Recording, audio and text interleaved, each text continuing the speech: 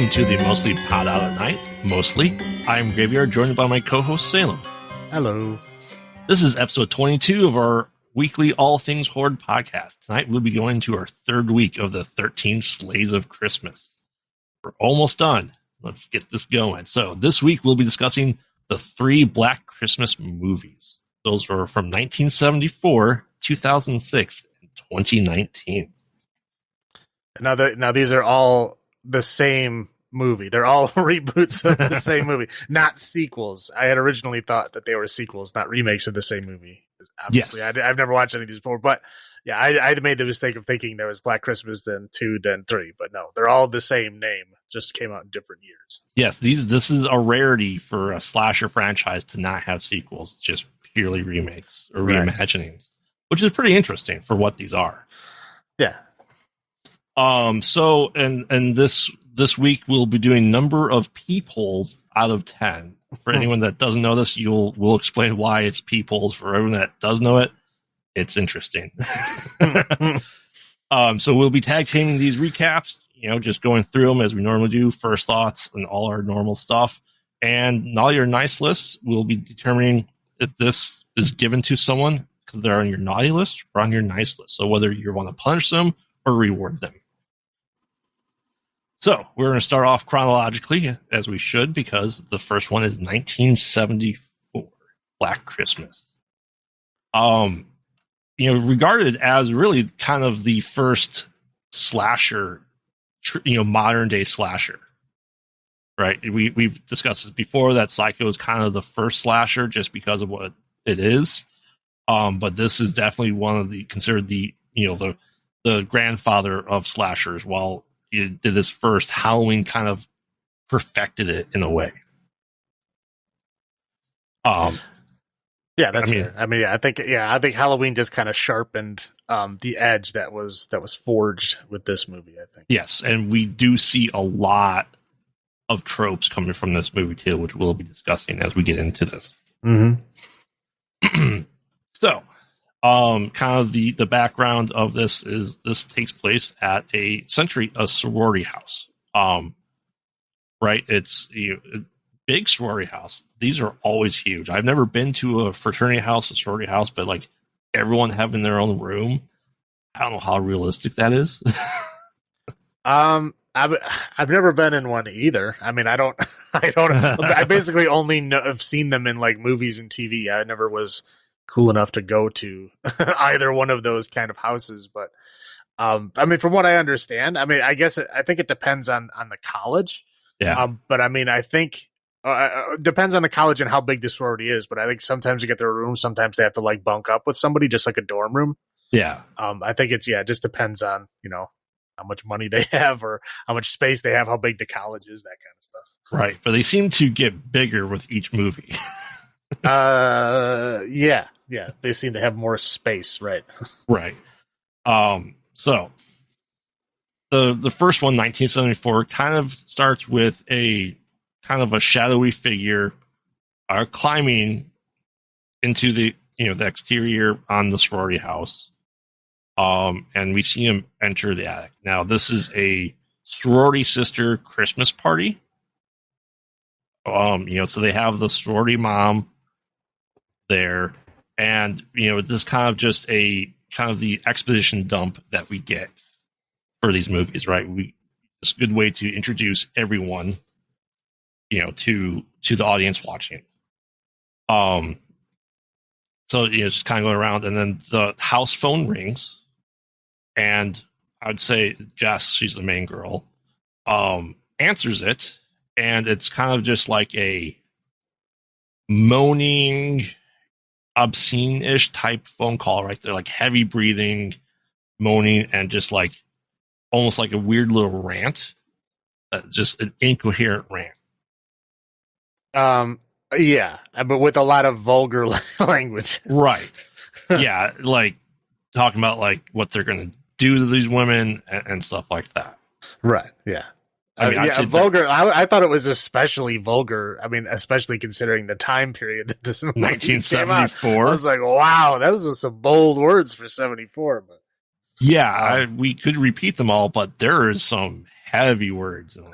Yeah. that most people don't like to use. Yeah, the words that I don't even feel comfortable using. So, like the C word. Yes, exactly. Every other word's fine. All the connecting words are okay. Right. Yeah. So, like I said, that's big R rating just from those phone calls, I would say. Right. So she kind of just calls in the other girls so they can all kind of hear this obscene phone call. So yeah, Rance, he's like screaming. He's almost like you can see the precursor of Ghostface. Like when he gets into his rant and scream and like, you know, I'm gonna gut you like a fish, like that type of violent screaming, I would say. Right. Right. So, yeah, I mean, yeah, they're the sorority girls are startled, as I would be too. Yeah, again, yeah. I mean that kind of language, and yeah, like the Margot Kidder. I don't remember her character's name, but you know, she's kind of trying to blow it off and trying to play it as a joke. But I mean, it gets bad enough to where everyone is offended. Yeah, and everyone is offended, and everyone is like scared. Like, okay, this is over. We need to stop this. This is bad. Right. And you know, initially, yeah, I think her name's Barb. Yeah. She's like, I'm not taking this shit. And she starts talking back, right? Mm-hmm. And just calling him out and just going essentially what we consider the crazy Mario Kidder now. Right. Back to him. And then he kind of just like, you know, I'm going to kill you. I'm going to gut you, all that stuff, right? Right. And again, yeah, like, you know, she was trying to, you know, laughing it off. And then you see her face go into a frown as he starts talking back. Like, again, everyone is upset after this phone call. Right. But, you know, Barb is very drunk. I think that's just her default. Like her default in this movie is just being drunk. I don't think she's ever sober in the movie. Right. And we do see that carry on into the other ones as well, that there's someone just plastered all the time. Right. And you know, it's kind of, you know, there's a lot of, you know, unease already put into the sorority house. I believe one of the students goes, you know, that this is potentially a rapist, which, you know, slasher films, 70s film, that was a big thing. Obviously, like I Spit on Your Grave, you know, Last House on the Left, stuff like that. That is a very heavy topic in this already. Mm-hmm. And I know she goes to pack because, you know, it's Christmas break, and you know, people are leaving and going back home for Christmas break. Not everyone, but you know, some people are going, and you know, Claire goes to go, and as she's packing, she doesn't notice that there's, you know, someone in, was it her closet? Yeah, you know, it was her closet. She had like, I mean, well, again, I don't know if this is a sign of the times or whatever, but she had like a bunch of like plastic, like almost like plastic you'd see overhangers from like the dry cleaners. Yeah. Like, just hanging up in her closet. And she goes up and takes a bunch of stuff from the closet, and she's packing, and then she looks back, and then you can obviously tell there's like somebody behind the plastic, and she sees it too. And she keeps going like, who's there? But she keeps walking towards it. Right. And then of course, when she gets right next to it, the guy jumps out, puts a bag over her head, and you know, and you see like the, you know, the air suck in, right? Like she's being strangled, and then it cuts away. Yeah. And that scene is, there's a scene like that in every one of these movies with that plastic bag. Right. Yeah. There's at least one scene with a plastic bag going over somebody's head, and yes. Right. So yeah, I think she was distracted also by a cat. So there's cats in all of these as well. Well, Claude, yeah. Claude. I don't think there was a cat in the second one. No, you're right. There was in the third, though. No, the first one, yeah, because the first one, the cat's name was Claude, and then in the third one, the cat's name was Claudette. Right. For reasons that we'll get into later. But, but then she ends up like, you know, they show her face in the plastic, and they show her in a rocking chair by a window. In the attic. Well, I didn't notice that at first. I thought that was just in her room. I didn't really put together that the body was moved to the attic. Like I thought it was like in her room, and everybody kept saying after that, like, oh, she's not answering her door. Oh, she's not answering her door. And it's like, it's not, and they kept like stressing the point, like, oh, I don't want to go in her room because that's, trespassing, blah, blah, blah. I'm like, she's sitting right there. Like, just open the door and you'll see what happened. But then I realized later on, like they opened the door and they went in there. And I was like, well, how come she's not there? And then I put it together later on. I was like, oh, they did show the rocking chair in the attic when they showed him sneaking in. Yeah. So I didn't fully grasp that until like after they went in the room, which is a little bit later on. The attic comes into play, obviously, in the second one as well. Right. So obviously then, yeah, you got it. Like, because we saw him sneak into the attic, the rocking chair. It's almost like he's living in the attic. There's that, I would say, weird doorway. Like, I don't know how you're going to carry somebody up that metal stairs into that opening. It's like, well, yeah, it's a ladder. It's a built-in ladder on a wall with like a typical attic hatch at the top. Right. So yeah, it would take a good deal of strength to get a person up there. But to be fair, there was that like pulley system. Yeah. So I mean, I don't know if he used that. I mean, obviously that's all off screen. So I mean, maybe he used that. I don't know. Yeah, and it's just weird because like I don't think the rocking chair would fit the opening. I mean, that's like fair. It's built up in it. Yeah, that's fair. But yeah, I didn't put two and two together that rocking chair was not in her room. It was in the attic until later. Right. I probably should have thought of that earlier, but I did not. Yeah. So I think that's all pretty much what happens. The party wraps up and, still don't see who the killer is. We just know someone's in the attic, right? Mm-hmm. And then, kind of like she is supposed to be going home the next morning. Her father shows up to take her home, right? Mm-hmm. But she didn't show up. So what? He assumed that she went to like the frat house. Well, they were having like a breakfast thing. So like they had like, some dude dressed up as Santa who I'm guessing was like, or no, he was one of the other girls' boyfriends. Yeah. Who was dressed up as Santa, and they were going to like, whatever, disadvantaged kids or whatnot. Yeah. To like, do the Santa thing. And they were over at that guy's frat house. But they said, oh, a lot of the girls went there. Maybe she's there. So he goes there. She's not there. Then he goes back to the house and they're saying, oh, no, she went to the party. Like, no, she's here. We're like, oh, well, she's not here. And then that's when they go up into the room. And that's when I was like, open the door. She's right there. But then she wasn't. I mean, so yeah. So obviously, they see that her stuff is still there. Like she didn't like leave because like her suitcase and everything is still there. So that at that point they know she's missing. So then they go to report to the police that she's missing. Because obviously her suitcase and her clothes and everything are still there. She did not leave. Obviously the dad's there to pick her up. So something's wrong. Right. So they go there. Yeah. Barb is there, like drunk, like messing with the cops. Yeah. The house mom is also like drunk. Yeah. What street do you live on? Oh, Fellatio Drive. Well, no, that was the phone number because they were using the the old school like exchanges where they had like like a word or like numbers, like letters and numbers to like use the exchange because you had to like talk to the operator to make calls. I mean, obviously this is before my time. I don't really know how that all worked, but that's what they were going on. Yeah, and we do see those big ass switchboards later on. Right. Yeah. The whole call tracing thing is hilarious. But this is obviously 74. That was peak technology at that time. Oh, absolutely. I think while this is going on, that Jess goes meets her boyfriend. And this is where we get some even heavier stuff for a horror movie. She tells him that she's pregnant, but she's going to get an abortion. Right. Which angers the boyfriend. Like, hey, I'm the father. I should have some say. You shouldn't do this. We need to discuss this later on. Right. I mean, and this scene is odd because I know this is 74, but really it feels like their relationship is more like a business relationship. Like they do not feel like they're actually like in like a loving relationship at all, even though like, he does say, I love you. And she just says, I know. I mean, she doesn't even like give it back to him. So it really feels like there's nothing going on.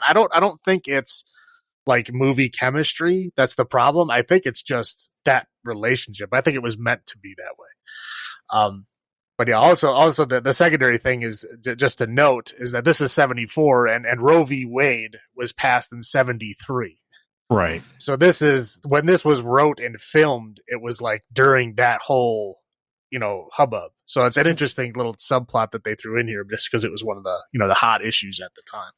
Right, which goes into what we've discussed a lot previously, is that horror movies are they're almost a time capsule for the fears that are going on in society at that point in time. This is just another example of that. We have the 70s with Roe v. Wade, and that discussion is brought into it. Like we have satanic panic in the 80s and stuff like that. So we do see that societal change portrayed in horror movies, and we'll discuss that obviously with the last one of the three. Yes. But it's kind of like the hot topic, the pressure points, the pain points, what's going on and fears in society. And this is a really good example of it. Especially the whole abortion subplot. I mean, that's a huge thing in the 70s, and rightfully so. It's... Well, yeah, I mean, this is the era where, women are starting to take their own power, right? This is where they're starting to get, recognition. I mean, obviously they still have a long way to go in the 70s, but the 70s is like, the start of all this kind of stuff. Roe v. Wade is the start of that movement in a lot of ways. And I think this was just their kind of nod to that. And it's good. I mean, again, this subplot does not take over the whole movie by any means. It's just an interesting... it does come into play later with Peter, the boyfriend, being angry and all that jazz, right? Right. So, they go to, the police station, they talk to stuff, and we do get introduced to a classic horror icon, John Saxon. Right? He was also in Enter the Dragon. Oh, for horror movies. Yes, Enter the Dragon, sure. I'm just saying, I've seen Enter the Dragon so many times, and he's in that movie, and so that's where I know him from. But yes, I'm sure he's been in a lot of other things. Right, he plays cops a lot in horror movies. He's the cop.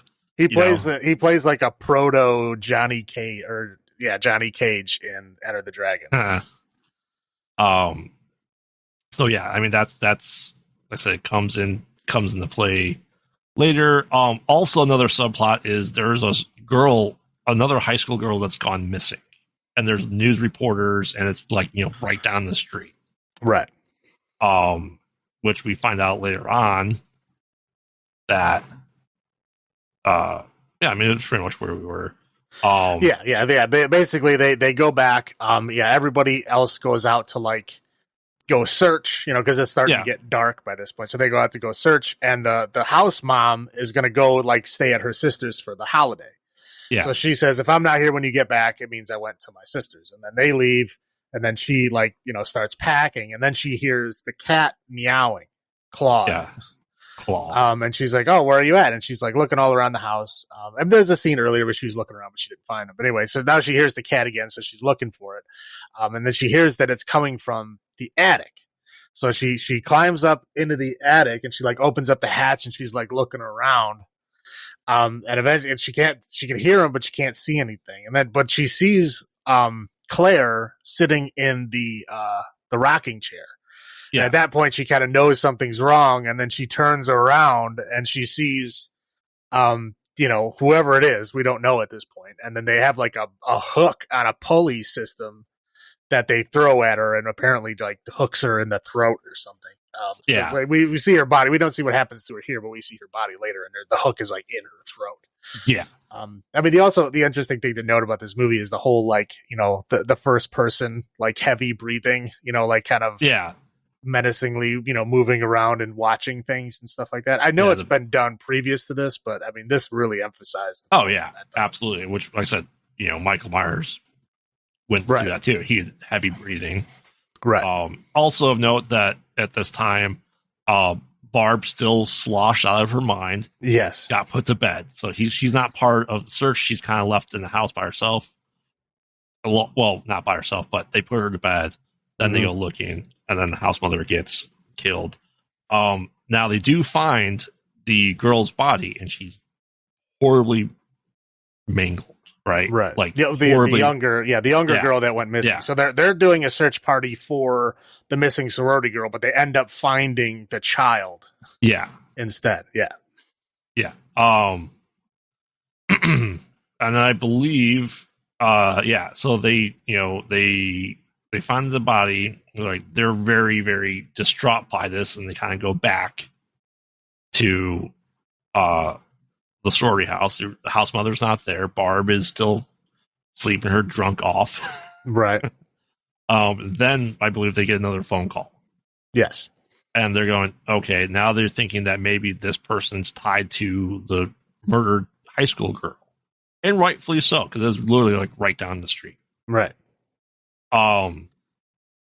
So they get another just nasty ass phone call. Mm-hmm. And then, they're going, okay, we have to report this again. Right. So it's not just a one-time thing. Right. Well, yeah, I think the important thing to note is this time though, in the incoherent screeching and breathing, we do start to hear Billy and Agnes. Yes. Yeah, it's not kind of incoherent. I mean, it's you don't really know what's going on. It's like all these like weird disjointed sentences. Yeah. But it's like, yeah, Billy, something happened with Agnes, whatever, all kinds of weird stuff. But anyway, those names are mentioned in this scrambled speech. Yep. Yeah. So she's gonna go. And then I believe she talks to Peter again. He's like, all right, I gotta do things right. We gotta get married. Well, he was, the interesting thing here is he said that he was asleep upstairs in the house. Right. Okay. Which is, again, odd. But, so while she's on the phone with the police, Peter comes down and scares her. But, she's on the phone with the police and, they're trying to, figure out what else they can do. The desk sergeant guy just kind of blows it off and just, just writes a report and then just kind of leaves it on the desk saying that, oh yeah, we'll have, I don't know if you even know if we can get somebody out there to look at it type of stuff, Yeah. Yeah. And, Pete, the boyfriend trying to convince her to marry, she's like, no, I don't want to do that. Also, I'm still getting an abortion. Right. So. Yeah. Well, again, yeah. I mean, it's like, yeah, he's like, oh yeah, I'll fix this whole situation. Let's get married. And she's like, that's the whole reason why I wanted to get an abortion in the first place is because I have things I want to do. She has a life that she wants to live. Right. Yeah. She has a life, she has a plan for dreams that she, doing in the future. And the kid is going to get in the way of that. And he is like trying to like, well, we'll just get married thinking that, oh, that's what you really want, right? You don't want your dreams. You just want to get married and have a kid. And she's like, no. I have my own things, and being married is not going to help that. And he's like, well, you can still follow your dreams when we're married. And, again, it's obvious that this relationship is not going to work. And she basically says, we're done. And then he gets very, very distraught and then leaves. Right. And then actually has to get, doesn't he, do they like escort him out or does he leave in a huff? I don't remember. He leaves in the huff while John Saxon comes in with the phone technician. So they see him angry, which is a big plot point as well, right? Right. Well, to be fair, John, the desk sergeant guy, which is the same guy that Margot Kidder was messing with, he doesn't see the connection between these, two reports. But thankfully, John Saxon and then the other detective guy do. And they basically figure out like, hey, this girl is missing from this place, and this place is also getting nasty phone calls. These things are connected. We should go check it out. So that's why they go immediately to the house. Yeah. And then they put in, a bug into the phone. They're like, you have to keep, when next time he calls, the way it's going to work is it's going to ring to a phone on my desk. It'll ring. I'll pick it up, which they'll tell the phone tech to start tracing the call, which is a huge manual process. Like, you have to keep them on as long as possible. Okay. Well, yeah. Also note that these are big, huge desk phones that are rotary phones. I mean, these are as old school as you could get. Yeah. I don't even think they have touch tone phones at this point. No. Yeah. Like physically wired together. Right. So yeah, that's pretty, like I said, that's a plot point. We get to see like the IT room essentially, right? right. Which is huge. Like the patch that is stuff in, like, is amazing. Okay, well, interesting tangent story. I don't know if you want to hear this or not, but when I was a kid, my first stepdad worked for AT&T. Okay. And now for some reason, I don't know why, he worked nights. He worked like the graveyard shift. And for some reason, every once in a while, me and my sister would go on like sleepovers at his work. I don't know, because he was the only person there at night. So it was like this giant phone company place that he was just at by himself. I mean, I honestly don't know what he did. I know he did some computery type stuff, because that was the first experience I really had with computers was there. Yeah. This is in the 80s, the mid to late 80s. So like, we barely did anything. I remember playing like a text-based RPG there and like typing out papers to like print on the big dot matrix printers. I mean, that was about it. I remember me and my sister riding they had like these paper chutes, because they had like these big giant bins for like recycling and shredding paper. Yeah. And we would like go in the chute from like of one floor down to the bottom, which is probably extremely dangerous. We should not have done that. But anyway, what the point I'm getting to is here, we would bring our roller skates because again, we had our own roller skates. This was the mid 80s. I mean, roller skates were a big thing at the time. So we would bring our roller skates and we would roller skate around. Like they show that room with all the different phone exchanges and stuff like that. Yeah. So we were in a room like that, but slightly updated because it's about 10 years after that point. And we would roller skate up and down those aisles. Wow. So all those phone switching aisles, me and my sister were roller skating at like midnight. Just an odd story. That was just what I remembered as I was watching it. Yeah, I mean, obviously, you and I are used to big data centers, which are the same thing. Right. Yeah. Right. So without. Well, yeah. Now we have a big data center, and all the stuff that's happening in this giant warehouse of clicking machines happens on like a single little row section. Yep. I mean, like a tiny thing, and they're controlling way more connections than that place did, but it's just a tiny little subsection of the data center. Oh yeah. Yeah. Like I said, it's interesting to see stuff like that. It's interesting you've been stuff like that. I've never seen that, but anyway, so she stays and she's picking up the phone, but sorry, we should have mentioned that Barb has asthma. Which we don't find out until this point. Like, I mean, literally, we find out right now. It wasn't even talked about before this point.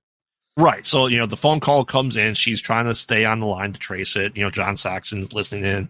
But then Barbara's having like an asthma attack. Mm-hmm. She goes, so she, leaves the phone. She hangs up because like her friend is having asthma. She needs to go figure out what's going on and try to help her. So she kind of goes in there and Barb goes, I had a dream that there was a guy in here. And it's like, yeah, that's, yeah, right. You're clearly drunk. You have an asthma attack, gave her her inhaler so she's able to breathe. Which was like 6 inches away from her hand. So correct. Which is odd. Yeah. So she kind of, stops the asthma attack, calms her down, like, no, you're just drunk. There's no one in your room. That's why would someone be in the room? So after that, then Christmas killers show up. Yeah. And she leaves her, yeah, because that's what you go do. You go listen to Christmas carols and give them some wassail. I guess I don't think I've ever had Christmas carolers come to my door before. Oh, I wouldn't want them to, but the whole point is that Barb's kind of just left by herself, and she has like this glass unicorn like above her bed, like on a shelf, which we see in other movies as well. And she gets stabbed to death by the shadowy figure with the glass unicorn. And the unicorn horn is long enough to where it's like an old school stiletto. I mean, it's big. It's not like a little unicorn. Yeah. And of course you can't hear her just because the people are singing, at the front door, which is annoying. Right. And then after the murder happens, some mom comes up and says, "Oh, the kid was killed in the park. All these kids need to go home now." Yep. Just so because of their purpose. Yeah, because they're out caroling, so they know that these news. So it's then just a way to get the streets empty, I feel. Right. Which is fair. I would want to be known, as well. So then another phone call happens. It's just really, really upsetting. It's upsetting to listen to as a viewer. Yeah. Again, yeah, he's just screaming and squealing and screeching and like, yeah. Again, we hear Billy, we hear Agnes, we hear all these like weird disconnected things, and it's obviously one person speaking, but like they're literally doing like voices. So it's like it sounds like different people are talking, but he's just like changing the pitch of his voice, like trying to imitate other people. It's very, very odd. Right. This time the caller talks about her argument that she had with her boyfriend. Right. Yeah, literally says, what was the thing that he said like you were gonna I just forgot it. It was like it's something like you were gonna like cut it out like a plant or something, whatever. I don't remember what the thing was, and then the screeching, he says that same thing. Yeah. So like it's obvious that, and then she thinks the same thing. She's like, oh, this might be Pete. Pete was her boyfriend's name. Right, because who else was around? There was just her and Peter. Like, there's no way that this person would know. And then at this point in the movie, we don't know either, because we don't know who the shadowy figure is. We haven't. I think the only thing we've seen so far is his hands, so we know it's a white male. That's it, and then his one eye. Yeah. Yep. Which is like done in such a way that you can't even really tell the color of it because the way the lighting is. Right. So, the John Saxon here is like, it's got to be him. Who else knows? Who else knows about this? Well, not only that, but he pressures her about the whole abortion thing. Like, he's like, well, this is important. You need to tell me. It sounds kind of creepy. I mean, I guess it is important at this point in time. It's evidence. He's trying to figure out what the hell's going on. And he goes, it has to be this guy. There's two together, but she has doubts because she's like, wait a minute. I thought he was with me when he got a phone call. Well, when he said he was sleeping upstairs and she just got the call saying like, how could he have called me if, he was like in the same house? Like it couldn't have happened. So then she dismisses it. She tells the cops it couldn't have been him. He was with me when I got one of the calls. Right. Which is true. Like, so they're like, okay, it's not him. We'll try to figure out what's going on. Right. And then they leave a cop in front of the house to watch the house because they know everybody's scared. Right. Well, like not actually in front, but like a door down. But whatever. Close enough. It's a big house. It's in front. Yeah. And then these kind of some people come back and like there's some movement outside their house. They see some shadowy figures outside the house. And it turns out to be like a couple of yokels, I feel like, in a search party with guns. Shotguns, like banging on a window. Like, dude, what are you expecting is going to happen here? Right. But that's just some yokels in the search party with the shotgun, looking for, suspicious characters or whatever. Yeah. And then, because I think at this point it's only Jess and Phil that are in the house. Right. Barb too, but they don't. Barb is dead at this point, but they don't know that. Right. Like the locals, like, you got, is every door and window locked? Oh no, you should do that, and they leave like, oh, they're hot. Yeah. Right. Yeah. So then at this point, Phil decides that she's gonna go to bed. So then I think she goes check on Barb. Or you're right. You're right. Well, no, she was in bed before this point. And then this happens. This wakes her up. That's why she comes down. And then she goes to go check on Barb when she goes back to bed. And when she goes in there, she sees that Barb has been stabbed, bloody. Yeah. And then we see the door close, and then she gets like, grabbed. Right. Yeah. So then we know that's going on too. And then so anyway, at this point, so they're all dead. Jess doesn't know that. And then she's sitting down again in front of the fire. Yep. And then the phone rings again. Right. And this time they keep him on long enough where the guy's running through these mechanical phone switches. Yes. and he's got like the old school like clip phone where he's like listening out of the different lines to see which line is which. And he finally finds the line. She keeps him on long enough. He finds what it is. And then he goes back and tells the John Saxon the the guy. But at this point, they had, because he had suspected Pete, and even though she said, oh, Pete was with me when he made a phone call, he was still like, okay, well, he's still a really strong suspect. We're going to go check it out. Oh, it's the best lead. Yeah, because she says, well, when he's upset, he usually goes to his conservatory, which is like where he plays his piano. Yeah. There was a bizarre scene where he played the piano earlier for it looked like kind of like his, like doctorate presentation or something. I don't know. That's what it looked like to me. And I don't know if it was supposed to be bad. I'm guessing not. I'm guessing not as well. It sounded terrible. And he was like all sweaty and it sounded really bad. Anyway, so he smashed up the piano, this big old, Steinway, like grand piano, and he smashes it all up. Oh, thousands of dollars. Right. So the John Saxon comes in, sees that this piano has been all smashed up, and then goes, oh crap, he's obviously unstable. It's probably him doing it. Yeah. So he goes back to the car. He calls the cop that's in front of the house, and he goes, hey, you got to go check it out. They're in danger. And he doesn't answer. Yep. So then he calls the desk sergeant guy, and the desk sergeant, and he's like, okay, call her, tell her, because he gets the notification from the phone guy saying, where the call is coming from. And he's like, now tell her to just stand up, walk out the door, and just don't look back. She needs to leave the house immediately. The call is coming from inside the house. Right. And he said, no, he tells the desk sergeant, do not tell her that. Just tell her to stand up and walk out of the house. Don't tell her why. Just tell her she needs to leave now. Yeah. So the desk sergeant calls her. He says, okay, you need to get up and walk out. And she starts to. And then she goes, oh no, Phil and Barb are still upstairs sleeping.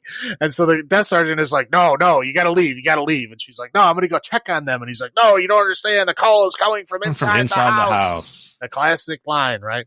Yep. So yeah, she kind of panics, and then goes for, the door, but then door is locked or something, because she locked it earlier, and for some reason when they lock it they can't open it anymore. Yeah.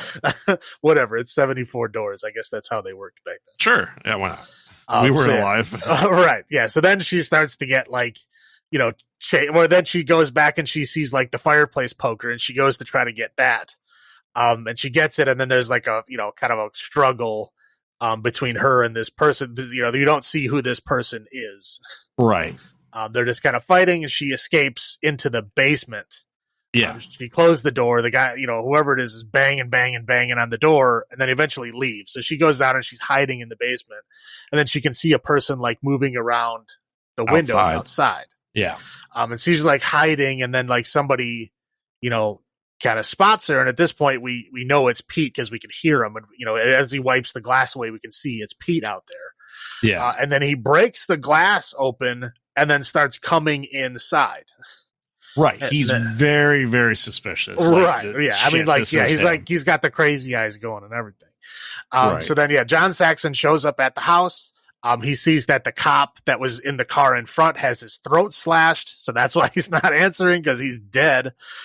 So he goes into the house, and basically, they show a struggle. You hear grunts and whatever, but it's off screen. We don't hear what happens. Yes, a lot of stuff's off screen. Right. Yeah. So then John Saxon gets into the basement, and he sees Pete all bloody, beat up, probably dead, but 70s dead, which is not as obvious as we heard today. And then Jess opens her eyes, and we see that Jess is okay, Pete's dead, so Pete was the guy killer. Oh, right. Absolutely. Yeah, so they put her. And here's the weird part: they sedate her, and the father of her sorority sister is there with her. Mm-hmm. They sedate her in her room. They don't move her to a hospital, which is very odd. Okay, well, yeah, this is the 70s. It's oh, you're being hysterical. Just drug her up. I mean, was the the male mentality of that time period is yeah, just knock her out. Right. We can't deal with when she's hysterical. Yeah, so they knock her out. They know her parents are coming, but they're not going to be there for a few hours. And they find the bodies of Barb and Phil. Right. So they know that horrible things happened. They know that the cop died. Barb and Phil are dead. They don't have enough room in their own little local morgue, so they have to send it out to some other bigger town, whatever. And so like, yeah, the one guy, the dad of the other girl, says that he's going to stay with her, but then he like, I don't know, passes out from shock or something. He's having an episode. So they're more concerned with the dad and taking him to the hospital. Right. So they leave Jess by herself. Right. Well, yeah, everybody. But now, to be fair here, I mean, that was stupid. They should not have done that. I agree. But to be fair, they did leave a cop by the front door. So at least they didn't completely abandon her. They did leave a cop by the front door. But I mean, I get they think they caught the person, right? Yeah. But yeah, they left a cop by the front door because as the credits roll out and they pull away from the house, you can see there's a cop standing at the front door. So at least they didn't completely abandon her, but they should have left somebody in the room. But anyway, they didn't find the body of Clara, who was the first girl to die, and the house mom. Right. Because they never went up into the attic. And so they show the bodies of them two still up in the attic. And then as we pull out, we see that whoever the killer is still there in the house, and then the phone rings. And then the phone rings. Fade to black. Right. Yeah, showing that the killer was not Pete, and the killer is still in the house. Right, and she's by herself, so we don't know what happens, and that's why you're surprised there wasn't sequels. Is because it's so ambiguous. It's kind of a bad ending because we see his peeking through cracks every once in a while. We never see the killer. Like in his entirety. Nope. And he never talks except for when he's on the phone. Right. And like I said, and the only thing we have to go on is these like bizarre, like, him like ranting and like these different weird voices, which are hard to understand. Oh, very hard to understand. And he's, again, all we hear is Billy. We hear the name Billy. We hear the name Agnes. And it's like, it sounds like he's like arguing with his mom over this Agnes person who seems to be family members, but there's not really much else that we can get out of it. Right. So that's it. It's like double bad. Bad in the good sense. I like bad endings. Where they end on an off note where you don't expect them to end. I like that part. The part that I don't like is that, I like when there's things that are left to mystery. I like that. Yes. I don't like when there's like huge open-ended things that they're bringing up and then they don't even attempt to give you a hint as to what's going on. You want like more we and have more. no idea who this person is, why they're in the house, why they're murdering people, or even any clue as to who they are. Right. Nothing. We get nothing. Yeah. All right. So I think that's a good tie into your first thoughts. I mean, yeah, this is your first time seeing this movie. Correct. So what were your first thoughts on this? Most of it is just kind of like, it's the 70s, right? So you notice, the phones are old as hell. The clothes and the style is old as hell. The attitudes that people have about things is just kind of old fashioned, like people are saying, oh, I was calling on her, just the way that they say things is obviously like, old. Oh, it's that point in time, right? Right. I mean, that's the thing. But it's also interesting to see, like, all of the classic horror movie things and how they're like in their infancy. Absolutely. With like the kills, the staging of the kills, even the kills with like strange materials or like, found items, which are so common in a lot of horror movies. Like the point of view of the killer with the heavy breathing. I mean, you get the creepy phone calls with the heavy breathing. I mean, all of these things now are tropes. Like this movie would have been now. It's like, wow, think of something original. But this is like the original that started all. Yes, it's the grandfather of it. Right. So all that stuff is tropish, but you have to realize, like, now that you realize this is where the tropes came from, not not the result of them. Yeah, it's pretty cool. Absolutely. Well, I mean, do you regret? I know we've discussed this that you don't really like Christmas movies. Do you regret not seeing this for almost this entire time? Yeah. I mean, this one is really good, and I knew of it, but I had no desire to watch it. But I wish I would have watched it earlier because it's a good movie. Oh, it's like just an objectively good movie. Yeah, like I said, this was my first time seeing it, but it's something I don't watch often, and I don't know why. It's just kind of like it goes. I feel like it goes so under the radar, even today. It's not like the Black Christmas movies aren't as big as they should be, especially this one. Well, I mean, yeah, they're horror slashers, but they're also like specialized horror slashers around like a certain holiday. Yeah, so right. I mean, this needs to be given more credit than what it was, because everyone agrees that Halloween, as we discussed, Halloween sharpened the ideas that came in this, the holiday theme killing, and you can see the influence, right? Yeah. So you get like, okay, Psycho is the blank metal, right? And then like Black Christmas did the original, put the blade shape on it, and then Halloween sharpened it to make it a sword. Right. And Halloween is definitely the one that people go to thinking those other tropes, when this is really right. Which beginning. a lot of the tropes in that movie came from this movie, which was 4 years earlier. So absolutely. Yeah. My first thought, like I said, I couldn't tell you the last time I watched this movie. So this is a kind of almost a new, fresh thing in my mind, as well as a rewatch. Like I said, it's just because I should watch this more often. I should probably add this to the yearly Christmas stuff, just because it's so good. It's like I said, it is, for what it is, it's an amazing slasher. Mm-hmm. Yeah, I agree. It's a great movie. So, highlights for you, though.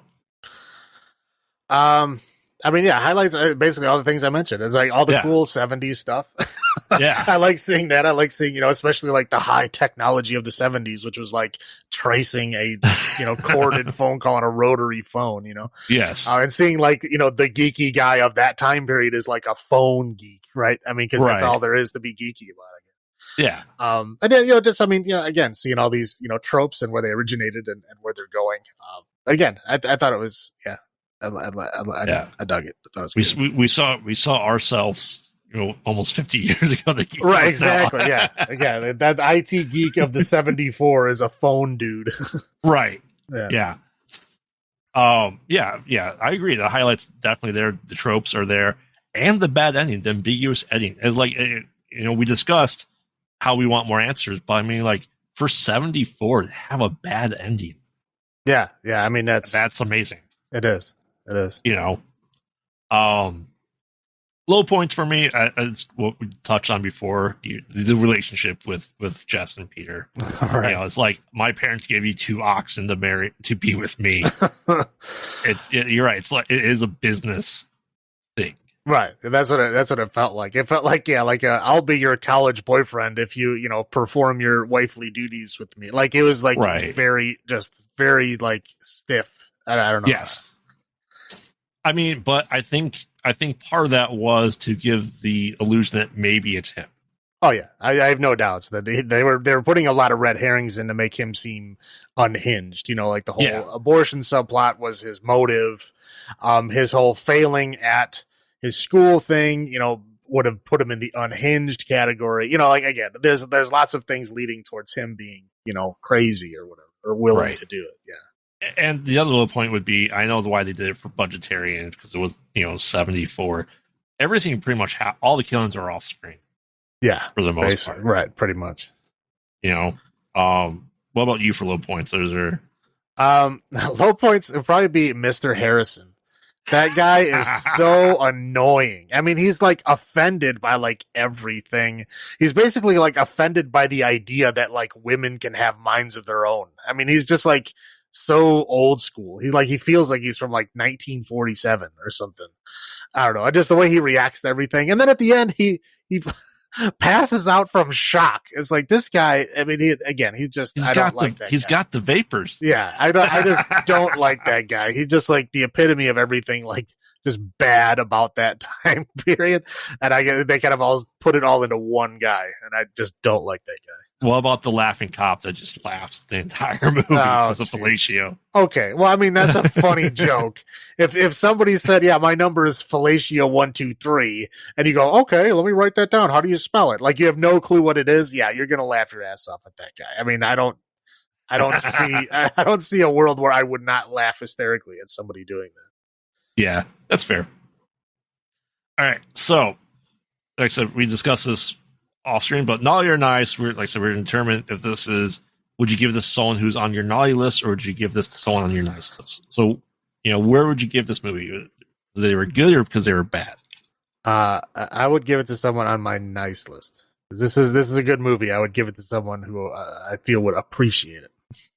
Right. I mean, I feel like it's almost a required watch for anyone that likes slashers. Right. Yeah. If you want to, understand the origins of the slasher genre, this is definitely in your primer.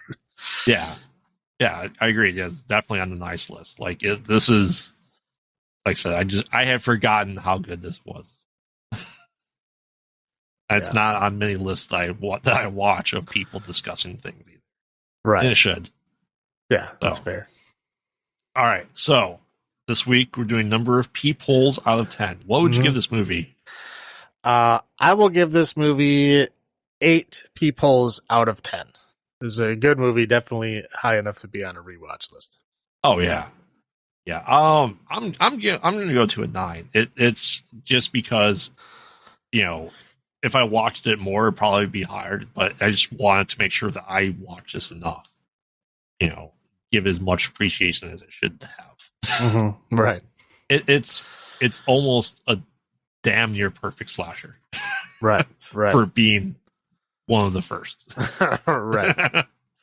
Other than some character arcs, but if they were able to show the deaths on camera, it would probably been the perfect 10. But I mean, even with Texas Chainsaw, the year before, you don't really see things on screen. Right. You see the results of things, but you don't see them happening. Right. Right. It was not really until the late 70s, early 80s that all the special effects went into the kills. Right. That we really got to be able to see that. So for what it is, yeah, the implications are fantastic.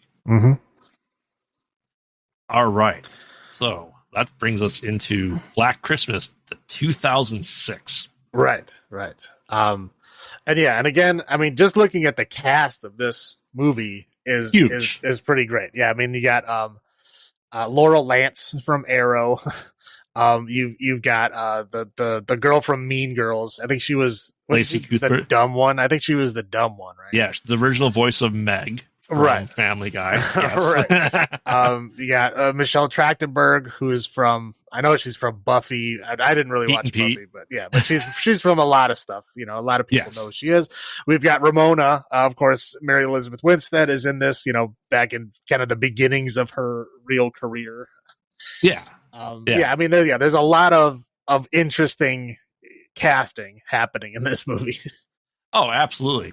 And fun fact is, one of the women from the story from the first one, I don't remember her name. Was it Phil? Phil. The one with the curly hair was Phil. Yeah. Yeah, they couldn't tell if she was 20 or 50. Yeah, exactly. She's the house mom in this. So we have a good homage that we had song come back, which is good. I like that they do that. Right. She's a legacy.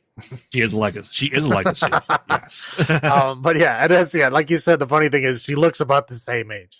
Oh, absolutely. Because she had the hair that, I mean, I guess it's because, again, we discussed this a little bit earlier. I think it's a time period that anybody that we saw with that haircut as we got older was old. So she's got that haircut, in 74. So in 2006, she's got kind of a similar haircut and she looks like about the same age. Obviously, it's the hair and the style that sells that. But she really does look this age. But yes, that is her. That's Phil.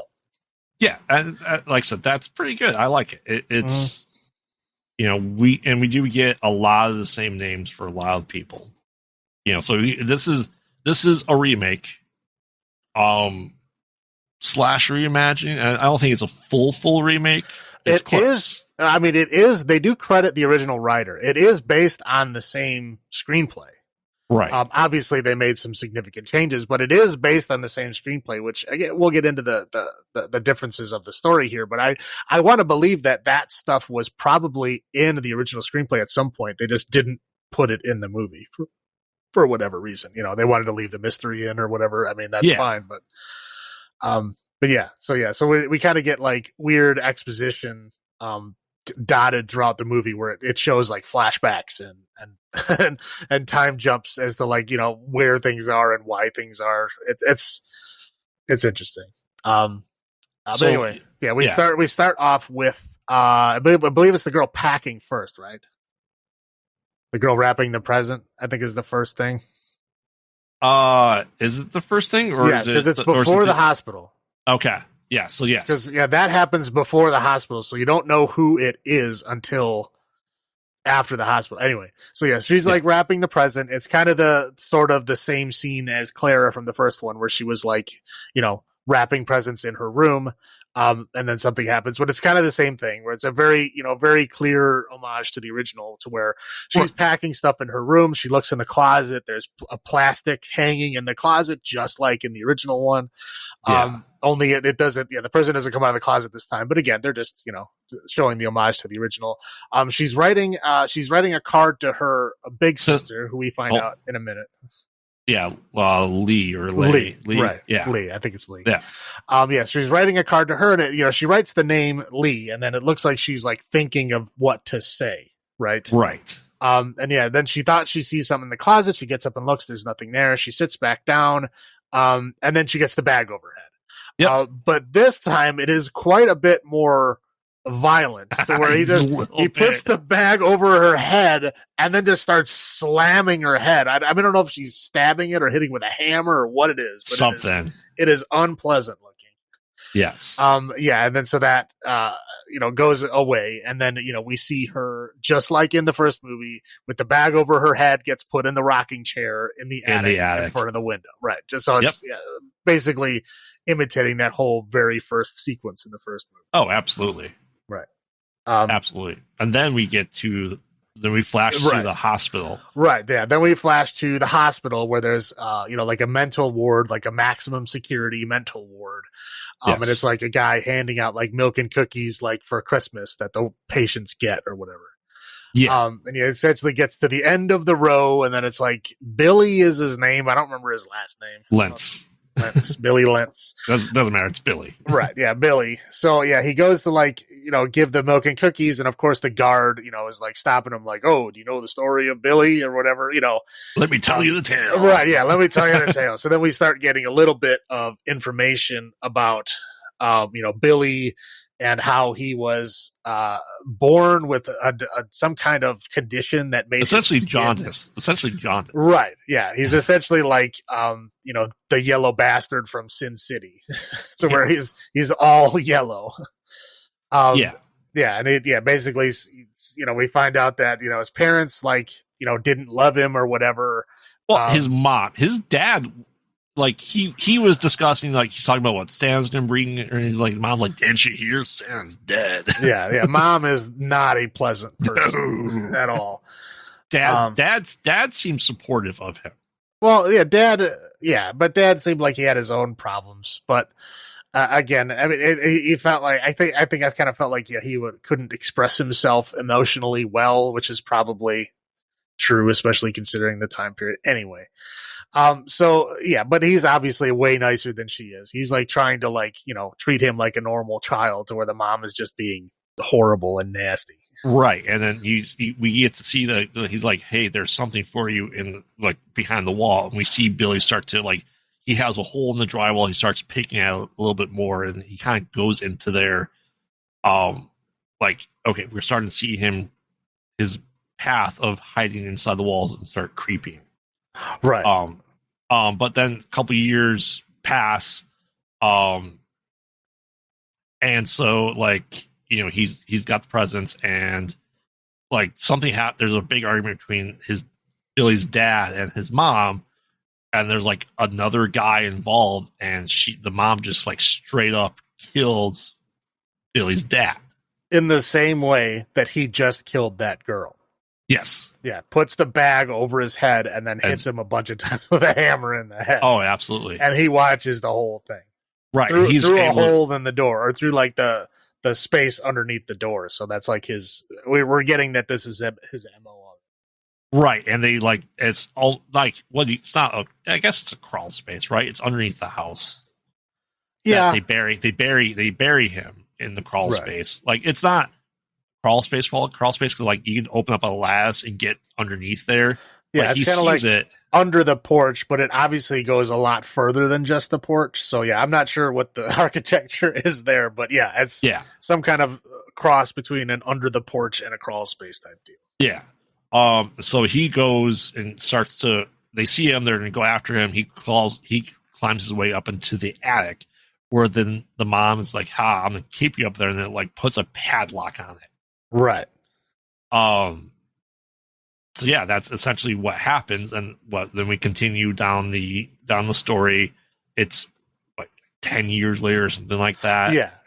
Just to be fair, they don't bring this up until later in the movie, but it's probably just clearer if we all just tell that story all at once, because otherwise it's jumping around too much. But to be fair, this part happens a little bit later, maybe 15 minutes later in the movie, and that's again, just get it all out of the way now. Gets a backstory out, Right. So, the mom and the new boyfriend are doing on the stairs. He falls asleep in the middle of it, and the mom, clearly still horny, goes, because he made a noise like, hey, I have a son upstairs. Let me just go upstairs, seduce him, so I can get off. Right. I mean, how old is he at this point? What, like, he's like 12 or something? I mean, he's like extremely young at this point. Yeah, I think he's 12. Yeah.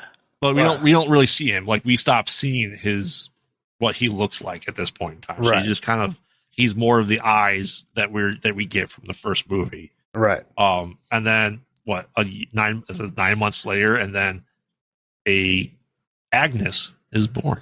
A baby, yeah. A baby. Yeah. So they're like, you're my family now. I have no other family. She looks up to like make sure that Billy hears that. Right. So Billy gets even more unhinged, rightfully so. Right. And then that's like 9 years later after that, or 8 years later, something later on. Like, I think he's 21 at the time. Yeah. So yeah, she would be like 8 or 9. If he was like 12 or 13 when the whole rape happened, then it would be. Right. And Agnes seems like a normal girl, and the mom seems to actually care more about her than she ever did Billy. Right. And they hear like the up in the rooftop type stuff. Is that Santa? Right. No, and they're like, okay. And then she went to go take cookies out of the oven. Right. And Agnes sees a shadowy yellow figure behind the tree, and it attacks her. And like all of a sudden the commotion's going on there. He starts strangling her with a plastic bag too, I believe, suffocating her. I don't know. They don't. I thought he had something over her face, and like he suffocated her, and then he digs out her eye and eats it. Right. Yeah. And they're like, oh, her right eye. Right. And the mom's like, Billy, and then he attacks his mom and her boyfriend, brutally murders them. And then he takes up the world's sharpest cookie cutter. Right. Because he like just barely presses it into the back of his mom and starts cutting out pieces of flesh. Like with ease, like she's made of pudding. Well, I mean, okay, but pushing the cookie cutter into the skin is not going to be the hard part. The hard part is going to be like cutting underneath it to get it to come off. That's the hard part. He did it perfectly, though. Well, yeah, of course, because it's an effects department. Yeah, but he cuts the flesh off and then puts it on a cookie sheet, and then puts it and bakes it in the oven. And so when the police show up to figure out what the hell is going on, he's sitting at the kitchen table with a glass of milk, eating these like flesh cookies. Cookies, yes. And they're like, they're obviously like nasty, like super tough, like you would imagine they would be. And what he's like chewing on, it's nasty, gross. Yeah. And that comes into then Agnes is put into an orphanage. And that comes into play because, like, there's a Santa Claus talking to the guard, and, like, it's like they're feeding him. He's like, it tastes just like, it's the closest thing. Supposedly chicken tastes the closest thing to human flesh, that we can get. So he'll eat. It tastes like chicken because it is chicken. Like that. Now, again, there are studies that they've done with actual cannibals Yeah. Like people that traditionally, I mean, in some cultures it's different. In some cultures they eat the dead as a way to honor them. Right. But again, with a lot of the sickness, like mad cow disease and foot and mouth disease, the things that come from the proteins in human flesh, by people eating them, they're trying to cut that stuff out. So they were trying to like kind of wean them off of that.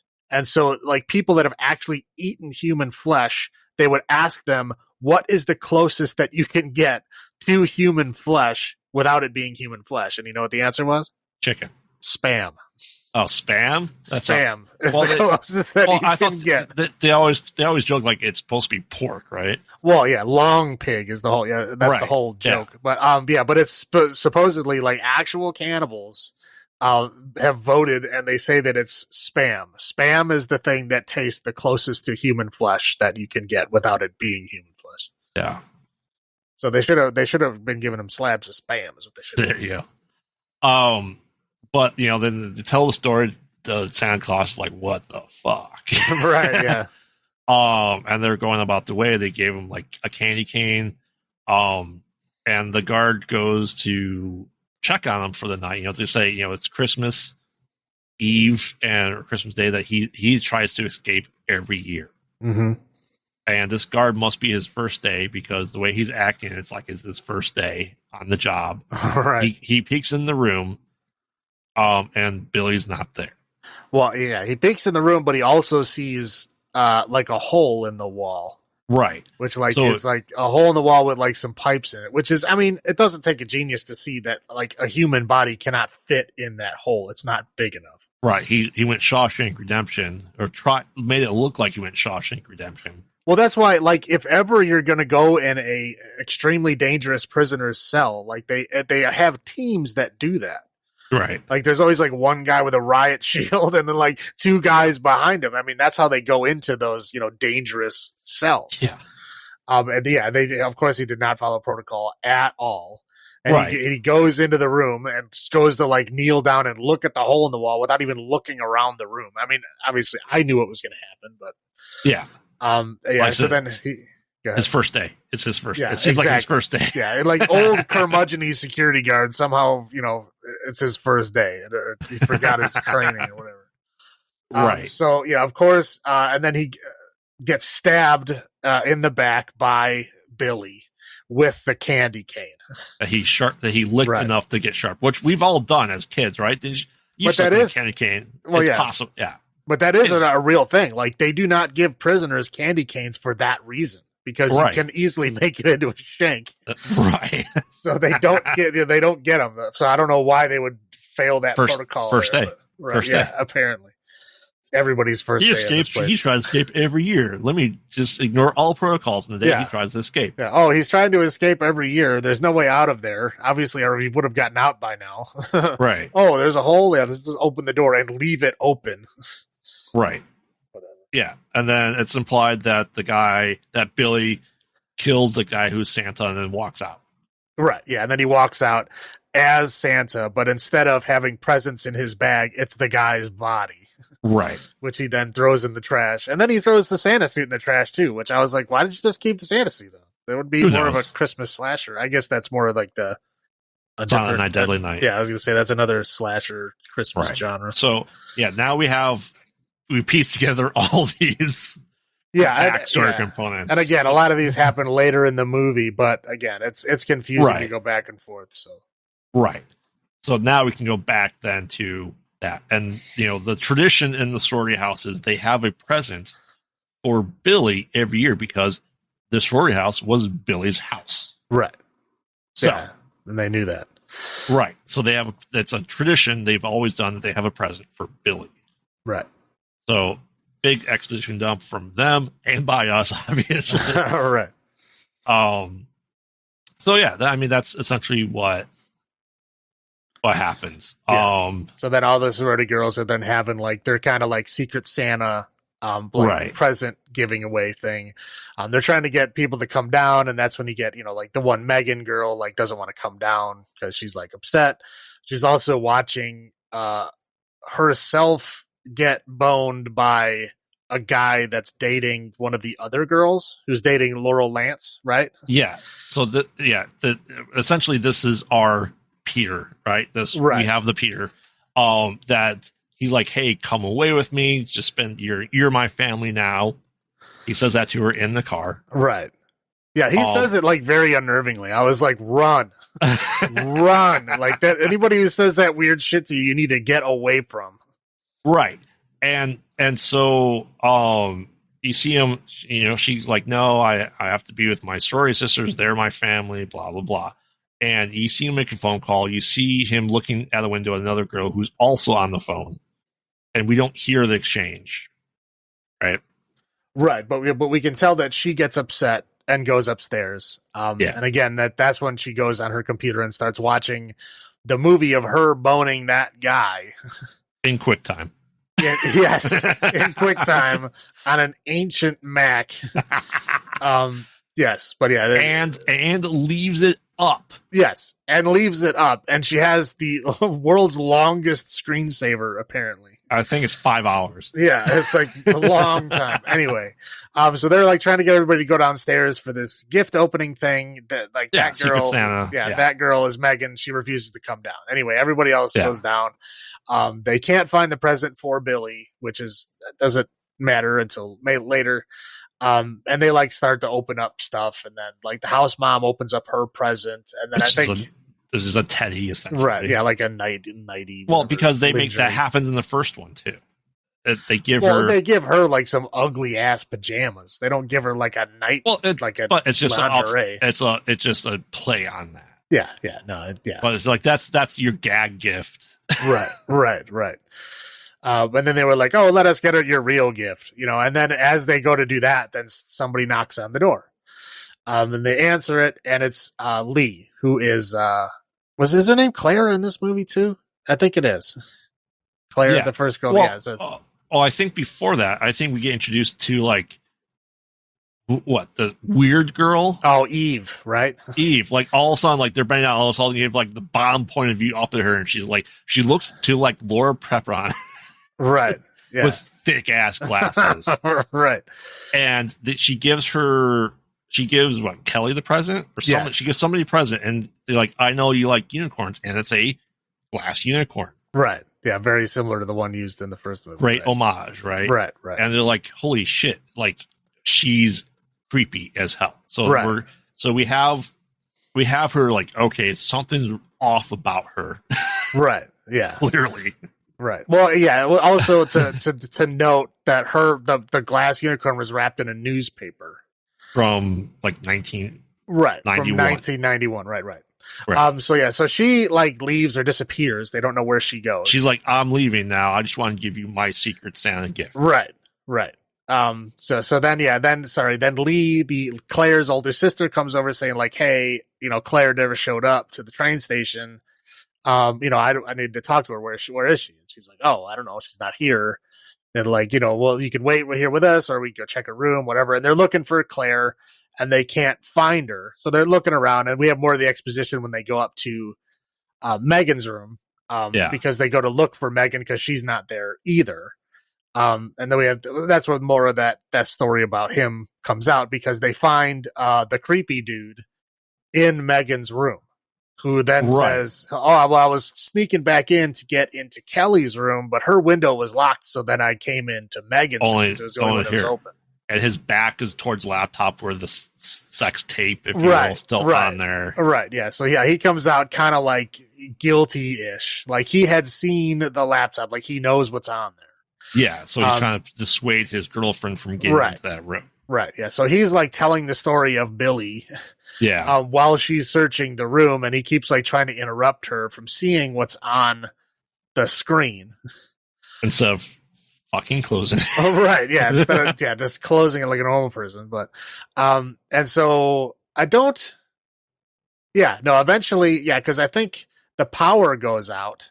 Right. Before that though, they get the obscene phone call on their landline. Right, yeah, because they all go back downstairs for a minute.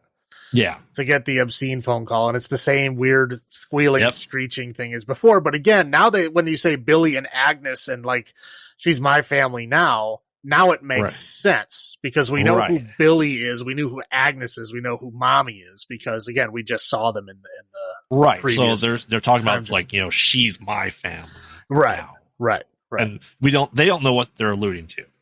Correct. They're alluding to obviously the bodies in the attic. right.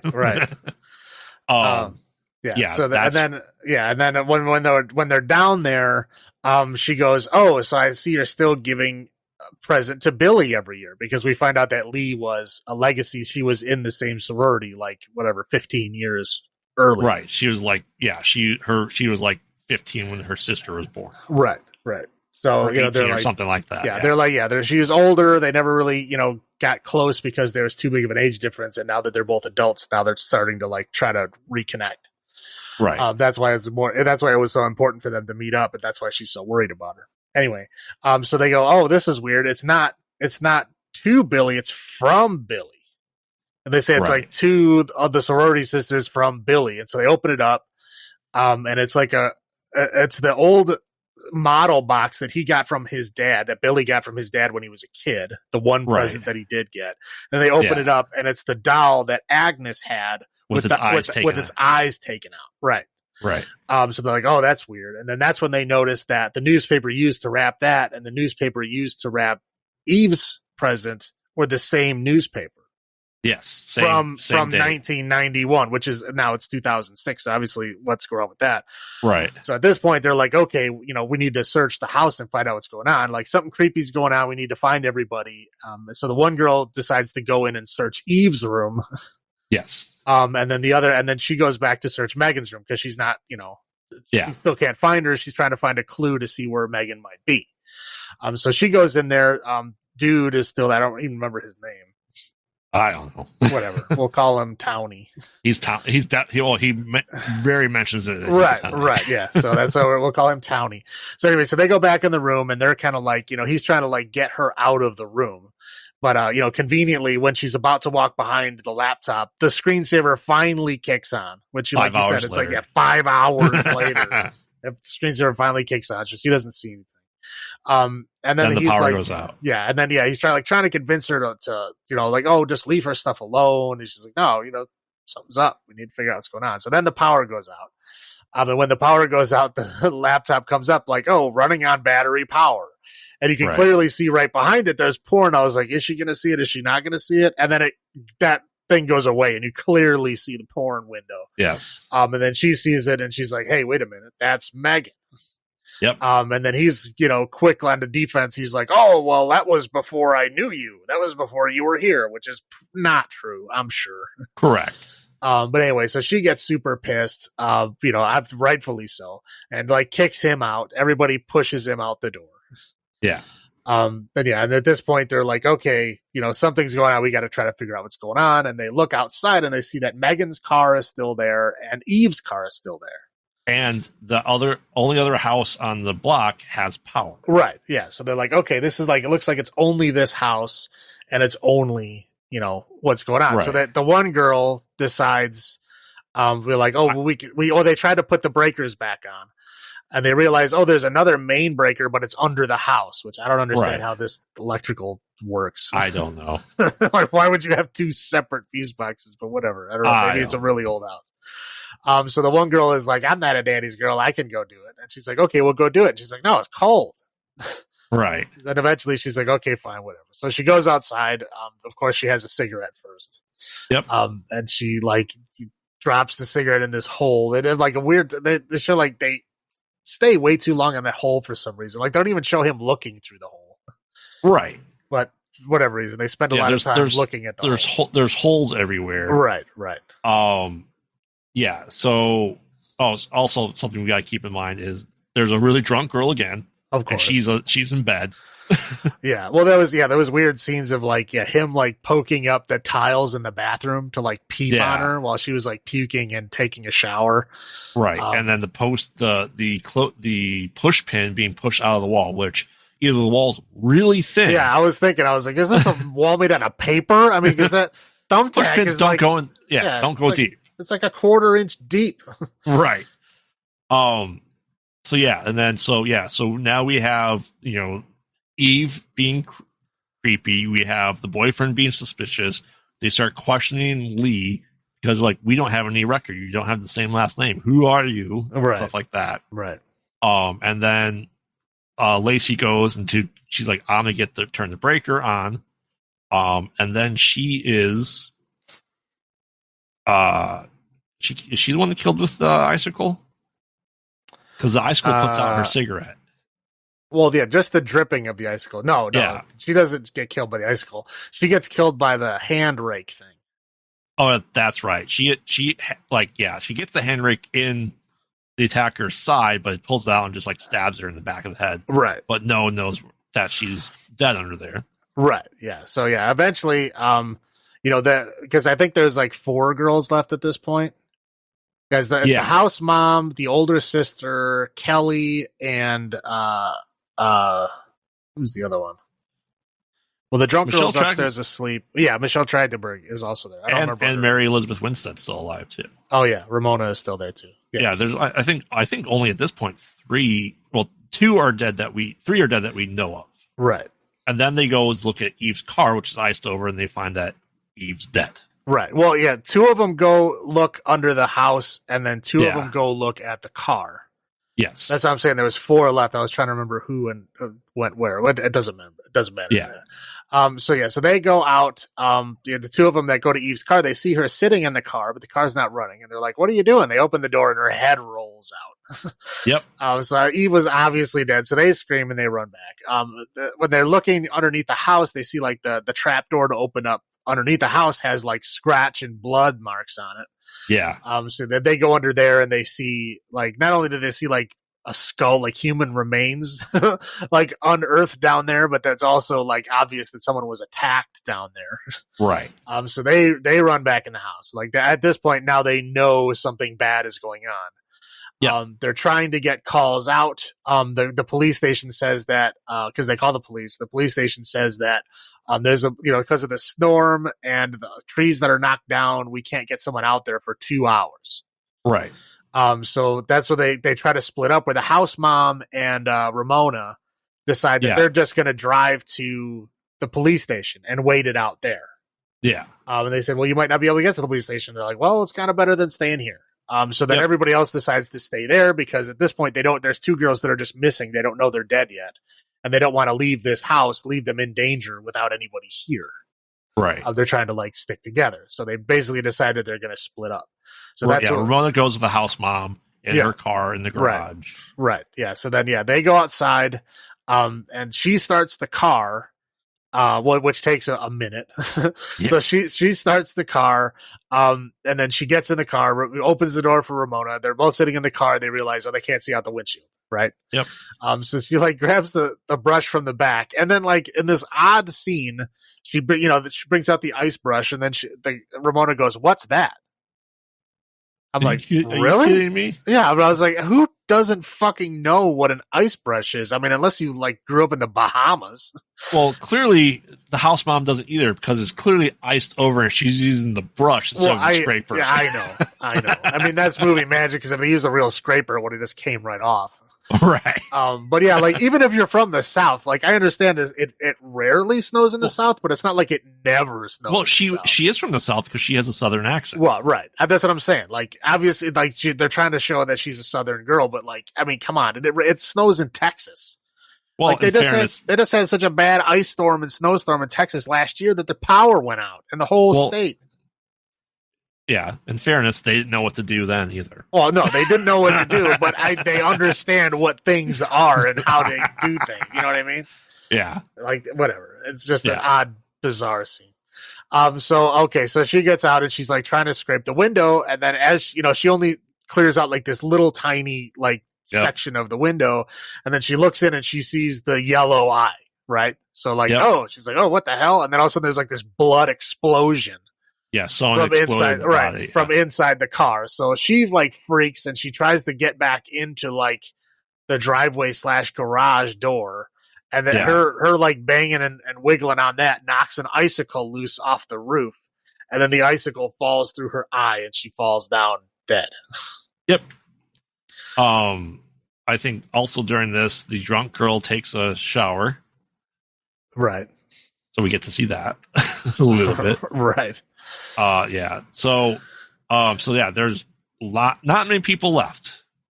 Right. Yeah. Yeah. So yeah, they're coming down, and they see that the car has started out there, but they don't know why they haven't left yet. Right. And then they go to investigate, and I think that's when they slip in the blood on the other side of the door, because they can't open up the door. She slips and falls in the blood, and they realize bad things happen on the other side of that door. Yeah. So then they're like trying to figure out what they should do. And then I think they go up to check on the drunk girl. The drunk girl has been stabbed, right? Yep. Yeah. Yep. She's missing eyes. Yeah. Yeah. She's missing eyes. So then they're like, okay, we gotta try to get out of here. Right. Well, and then Melissa is killed, Michelle Trachtenberg. Right. Right.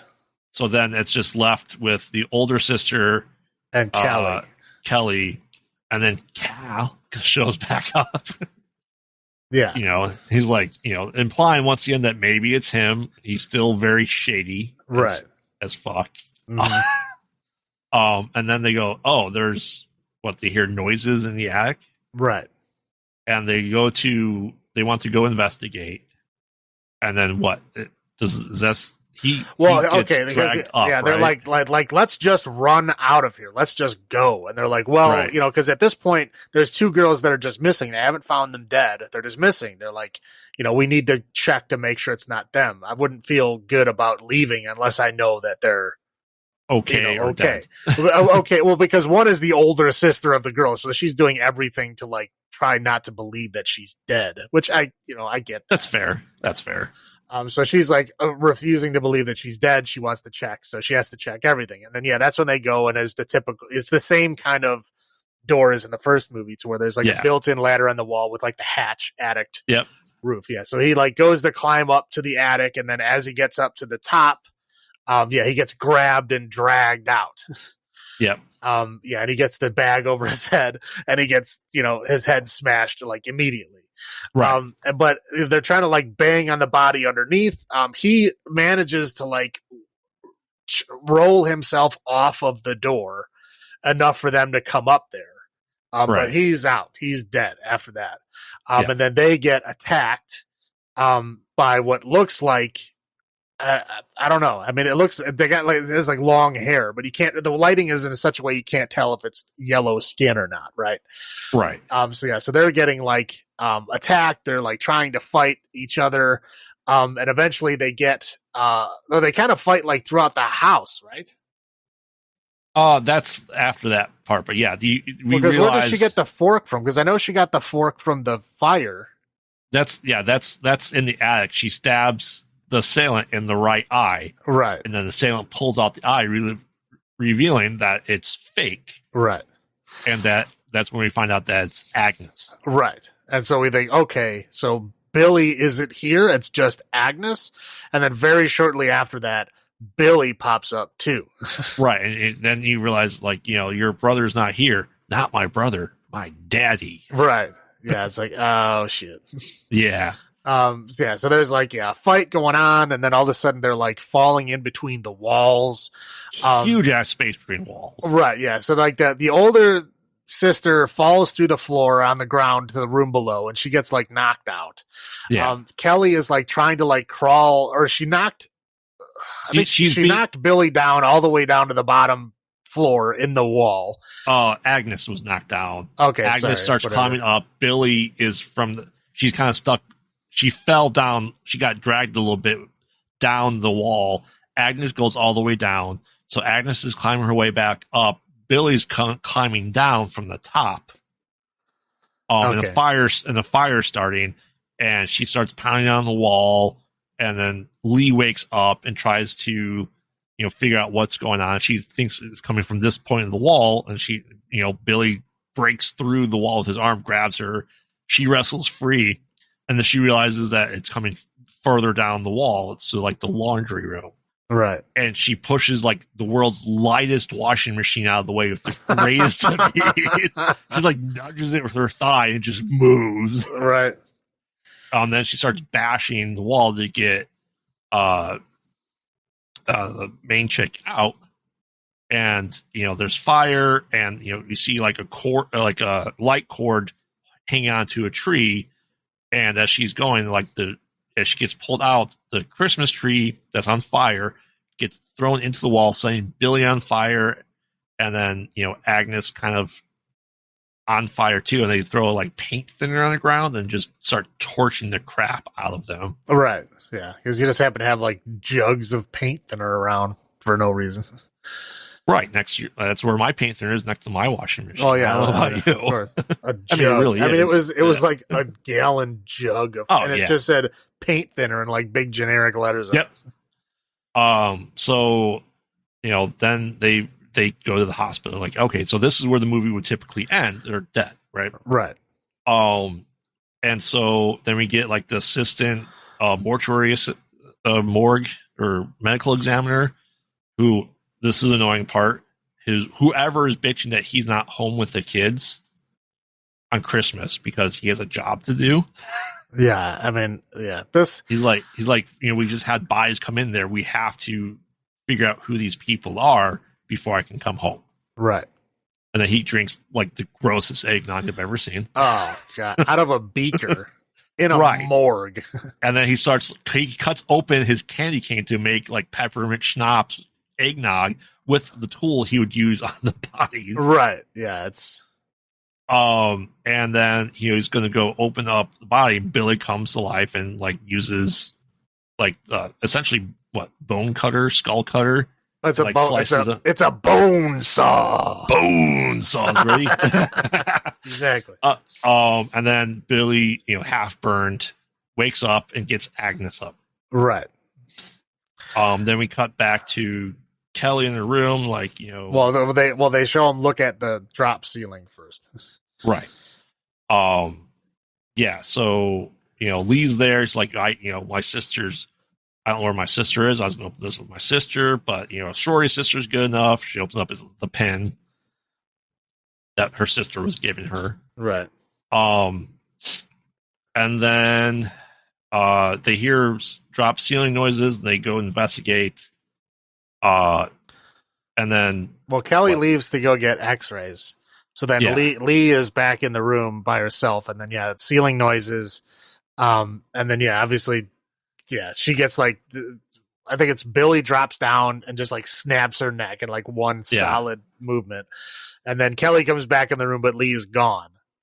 Right. And then she's like, the nurse was like, oh, maybe she went to the bathroom. And then just like leaves immediately. Right. Well, because in fairness, Christmas carolers came into the hospital. So the entire staff is distracted. Right. Yeah. So, but also before she leaves, she demonstrates that the door doesn't work.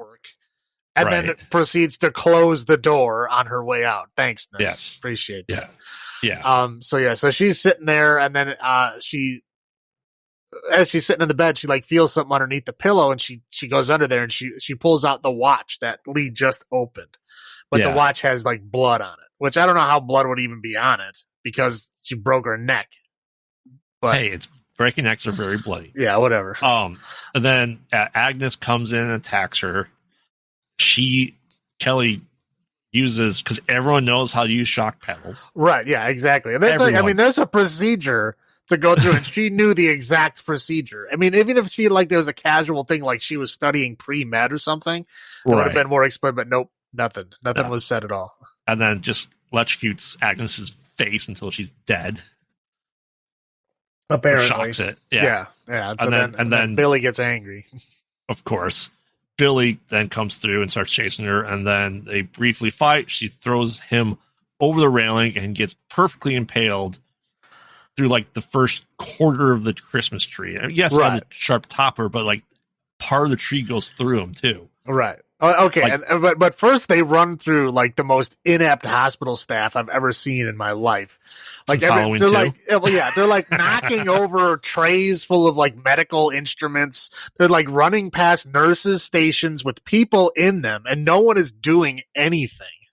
Right. There's They're all this guy that picks up "Huh? a scalpel and chasing a girl that was brought back What's from a going brutal on?" attack. And I'm sure everybody in the town would know that the, crazed Christmas murderer maniac escaped, from the mental hospital and is not like, I'm sure everybody knows about it. Correct. Whatever. Yeah. So that's how it ends. And they get impaled, and the staff's like, "Hey, what's going on?" They're going investigate Right. what's going on. So, Right. Yeah. Right. The end. The end. Yes. This was your first time seeing this so soon as well. Correct. So let's go into your first thoughts. So this is a yearly rewatch for me. Yeah, I mean, like, as I was watching it again, I was just kind of like amazed of the cast that was there. I'm like, oh wow, Yeah. it's like all of these people in this movie. I had no idea. Yeah. But as I was watching it, I was kind of surprised at like how decent it was. Like, it's not. Mm-hmm. I thought it was going to be horrible. I mean, remakes are generally horrible. Yeah. And I looked at the Rotten Tomatoes score for this movie because it's low on Plex. It shows you what it is before you even hit play. It's 15%. And I was like, oh man, this is going to be bad. It's nowhere near 15%. Pretty damn good. Here's what I think happened, right? And I was thinking this as I was watching the movie. 15%. It's all these horror, diehard, super pure heart fans. Okay. They're super upset because why? They gave the killer a background. They gave the killer a background. They gave the killer some lore as to why they became the way they did. And just like with Halloween, everybody hates it because they gave them some backstory. Oh, we all hate it. It's terrible. I mean, it's Black Christmas. It's not like it's a freaking franchise. There was one made not even over 20 years ago. Yeah, nobody cares that much. Yeah, 30 years before that. Right. Yeah. Nobody cares that much. So that's, I was like, that's gotta be the reason, because I mean, it's not great. It's not like a, pantheon of horror movies or anything, but it's decent. It's fun.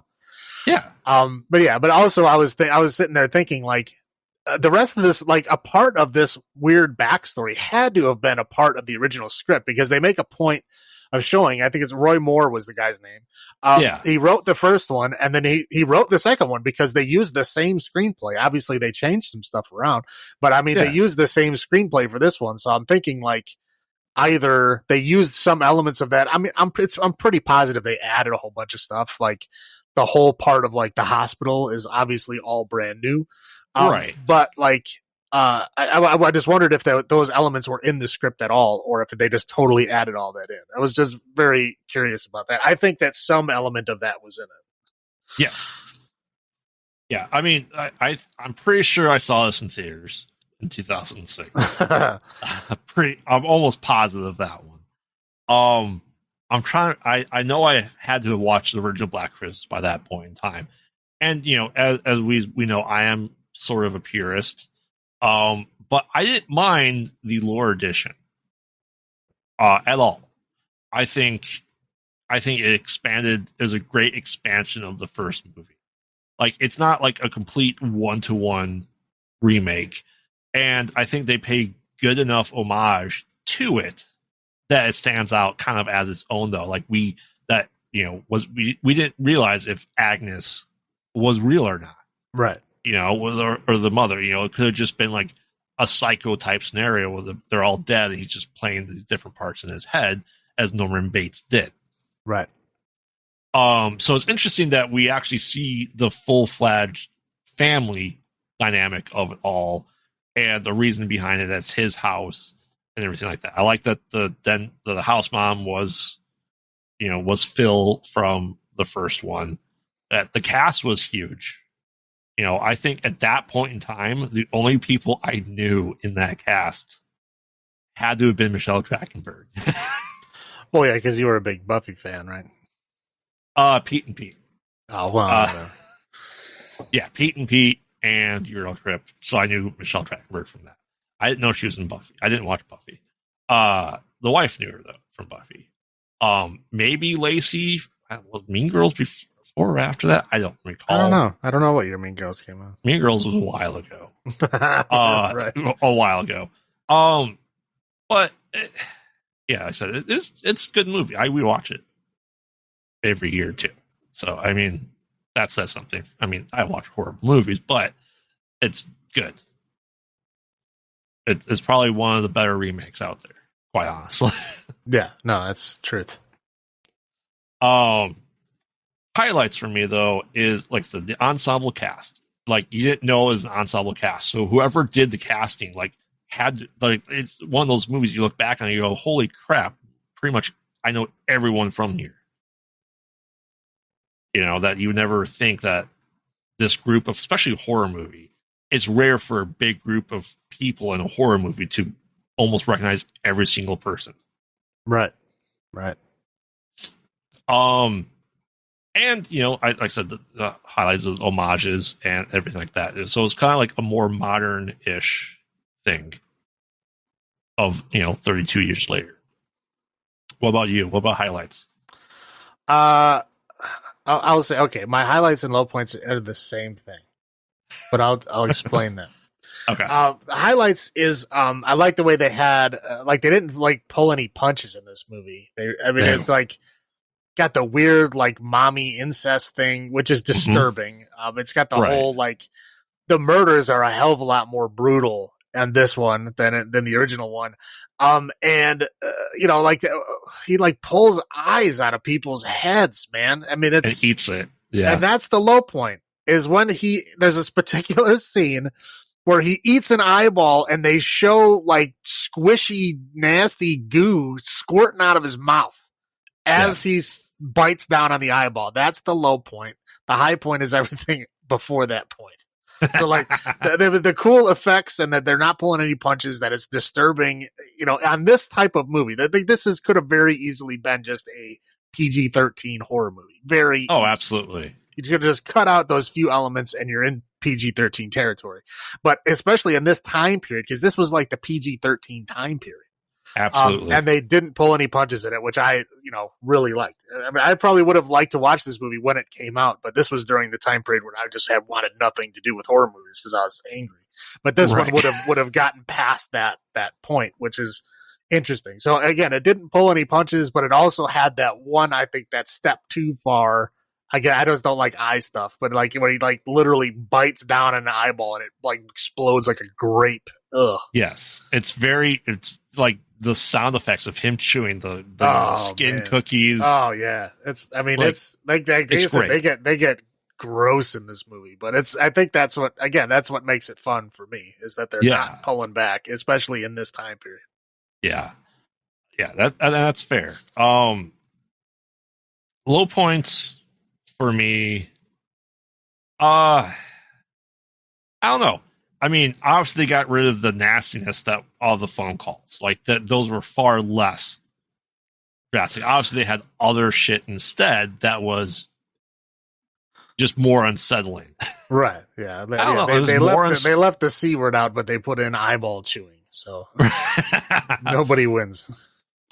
Right. Yeah. I mean, I think. Do you think? I don't know if it's a low point of like they put up like 4 people that could potentially be. I mean, they kind of did the same thing in the first one. I mean, there was certain suspects. I mean, it's the same thing. This one, I think, threw a little bit more at you. But they very quickly like whittled that list down. Like, I mean, the list went from like 4 people to 1 person in like one scene. Yeah. I mean, but I'm just trying to like, do you think it's better to see the villains versus the ambiguity that we had from the first one? I mean, which one did you prefer? Bad ending, or do you like to see them? Well, I mean, if you're comparing the ending of the first one to the ending of this one, I definitely prefer the ending of the first one. I mean, that's going to be the low point for me is that they went out of the way and they made it a happier ending. Yeah, I mean, again, okay, I'll do a secondary low point. Secondary low point in this is like, there is no way in hell that 2 live people would end up in a morgue. Correct. Okay, in this day of science, I know this is 2006. It's a long time ago, right? But I mean, seriously, there's no way that 2 alive people, like if you are like messed up to the point where like you are barely alive, I can see them missing it, right? Yeah. But they were mostly fine. I mean, they were like, they were whole. They were just plain old unconscious. Yeah. And I don't see how they could have seen that they were dead. I mean, you could have done a simple pulse check. Anything would have told you that they were alive. And to have both of them totally fine. Yeah. How they made it that far. And again, I don't like that part, but the second part, I don't like the whole ending part. I don't like the whole hospital part. That part is just stupid. Better with it would have been better. Okay. The only hospital part that it should have cut off with was them waking up. Right. And yeah, them waking up, her opening up the fucking watch, them bonding as sisters, end of movie. Right? That should have been it. It should have been done. The whole, like, you know, one, them waking up in a morgue, two, them somehow crawling through a drop ceiling through multiple floors, because as if you've ever been in a hospital, the morgue is always in the basement because it's easier to keep things cold in the basement. Right. And that's where they keep dead bodies, because it's easier and more, you know, energy conscious to keep them cold in the basement. So they're always down there. And the patients are always like in, you know, floor 2 and above. So they somehow climb through multiple floors of drop ceilings, which doesn't make sense. They're schematic experts. They know the blueprints of every building they crawl into. Yeah, I know. They're an expert. They're an expert living in the walls of one particular house. I mean, I'm sorry, but that does not make you an expert in, you know, architecture of the world. Yeah. But yeah, I mean, this whole part was just stupid. I mean, the older sister, that death was so cheap. I mean, it was so just unexpected and again, just plain weak. It was stupid. Do you feel like this was a studio interference where they had to have? I think it probably was. I mean, it really felt so out of place. Yes. Like everything in the hospital felt like so generic and out of place. Like tacked on. Yeah. I totally agree. But I mean, yeah, the movie before then is a fun, good movie. Yeah. I did not like that ending. I thought it was a very stupid ending. I do like getting more information, but again, I think they went a little too far with the information that you got in this one. It's like, okay, you find out that like Billy lived in the attic, had a sister named Agnes, and then there was a mommy. That's all you really needed to know. But now we get mommy incest, like the baby is actually his baby. I mean, just weird stuff is happening. But again, it's not. Again, what would I rather have? I don't know. I would rather have something in the middle somewhere, but I mean, they both end up okay. Yeah. All right. So, is this given to someone your naughty list or your nice list? This wouldn't be given to someone on my nice list, but I think it would be more of a test. Okay, like I mean, like it's a decent movie. I mean, I'm not gonna say it's a bad movie or anything, but I give them this movie and I'll be like, "What did you think?" You know, right. I don't want to say like, do you notice these horrible, stupid parts? Do you notice like what doesn't make sense? Is there things that you do like, and what is it? Like that would be a discussion piece, but it would be a discussion that I'd like to have with somebody I like, not somebody I don't. How about that? That's fair. Yeah, that's absolutely fair. All right, so then I'll go first with the number of peoples out of 10. Mm-hmm. I saw this in theaters. It's something I rewatch pretty yearly since it came out. Not as good as the first one, but it's still pretty damn good. I'm going to an 8. How about you? How many peoples out of 10? I will go 6.5 peoples out of 10. Oh, that's not even on your rewatch point? Oh, okay. A 0.5 is like you give me a beer first. Okay. And then I'm in rewatch territory. Like, yeah, I would very easily, it wouldn't take much for me to rewatch this movie. Would I plan on it? Probably not. But again, a beer or two, yeah, sure. I'll watch it. But, you know, at least it's on something like we're finding movies for you that are Christmassy that you actually enjoy this week. Oh, yeah. This week is much better than last week. Last week was horrible. Yes, it was. Well, to be fair, the last two they were okay. Like I made it through them. They weren't. Yeah. Just the Jack Frost 1 and 2 was so bad. Right. I said we're so far. I mean, it's been a pretty decent month. Yeah. No. Overall, I'm not upset. Okay. All right. So into our last Black Christmas, which it's reimagining to say the least, because very few things are similar in this movie, personally. Right. Yeah, like I said, it's a reimagining, and we'll have to tread carefully on some topics. Yeah. I'm gonna put like a slight disclaimer before this. I won't try to upset anyone. I'm not not being against. I'm not taking political stances or soapboxes or anything like that. But I will say what I don't like about it. But I will say what I do like about it. But yeah, again, I'm not trying to offend anyone. Give me a chance to get through the whole statement before you start making judgments. But yeah, we'll get through this together. That's fair. Yeah, it is interesting. So this was actually, I forgot that Blumhouse did this. I know. I was 3 it came out almost exactly 3 years ago. Right. Okay. And I was like, the Blumhouse was like, oh, I didn't know Blumhouse did this. Like, I got excited for a second. I was like, oh, okay, this is going to be better than I thought it was going to be. And it stars two people you like. Right. Yeah.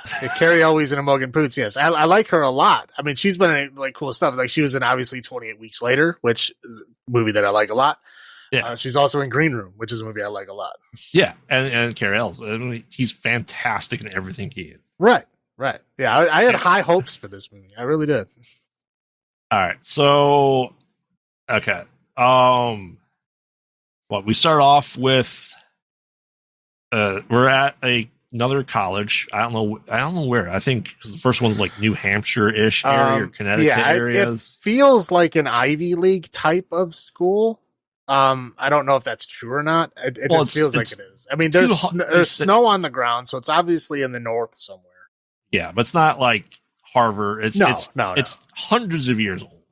They point that out quite a few times. Right. And that's why I lean towards New England, because like old colleges really only come out of New England, because that was like the most settled quote unquote area at the time. And the biggest sorority house we've gotten so far. Yeah, it is huge. And everybody has their own room, and their rooms are huge. And there's like 20 of them. Right. It's like their one room is like as big as the whole first floor of my house. Yeah. Yeah. Okay, so I believe it starts off with a sorority sister walking home. Yeah. Right? Yeah, I believe so. And the interesting thing here is that most of the time in movies, when they have like a messaging app on their phone, it's usually some like made up bullshit name, right? Yes. And in this one, they actually used a real service, which is Yip Yap. Yep. Which is a for real thing. I mean, it's mostly, obviously like no normal people use it, but it's big in colleges because it's like a Facebook thing, only it's not like only your friends see your messages. It's like anybody in your little local geographic area sees the messages. Right. So it's kind totally of like anonymous. Yeah. It's a campus wide messaging app that they use. But again, but it's also totally anonymous. Like right. Like Facebook is like, people, they try to make you use your real names or whatever. This one, it doesn't. You can be totally anonymous, but you send messages to like only your geographic area. So like if you're in a college, it'll be like everybody on the campus will get it, and that's it. Nobody outside of the campus would get it. Right. It's just, it's used quite a bit, but it's just interesting that they used a real service. Usually it's just like some goofy name that they make up about something, Right. They could just call it like the Hawthorne app. Right. Yeah. Something like that. I mean, or, if they're going for Yip Yap, they would have called it like Jim Jam, or something like similar, but not Jibber quite. Jabber. Right. Yeah. Something like that.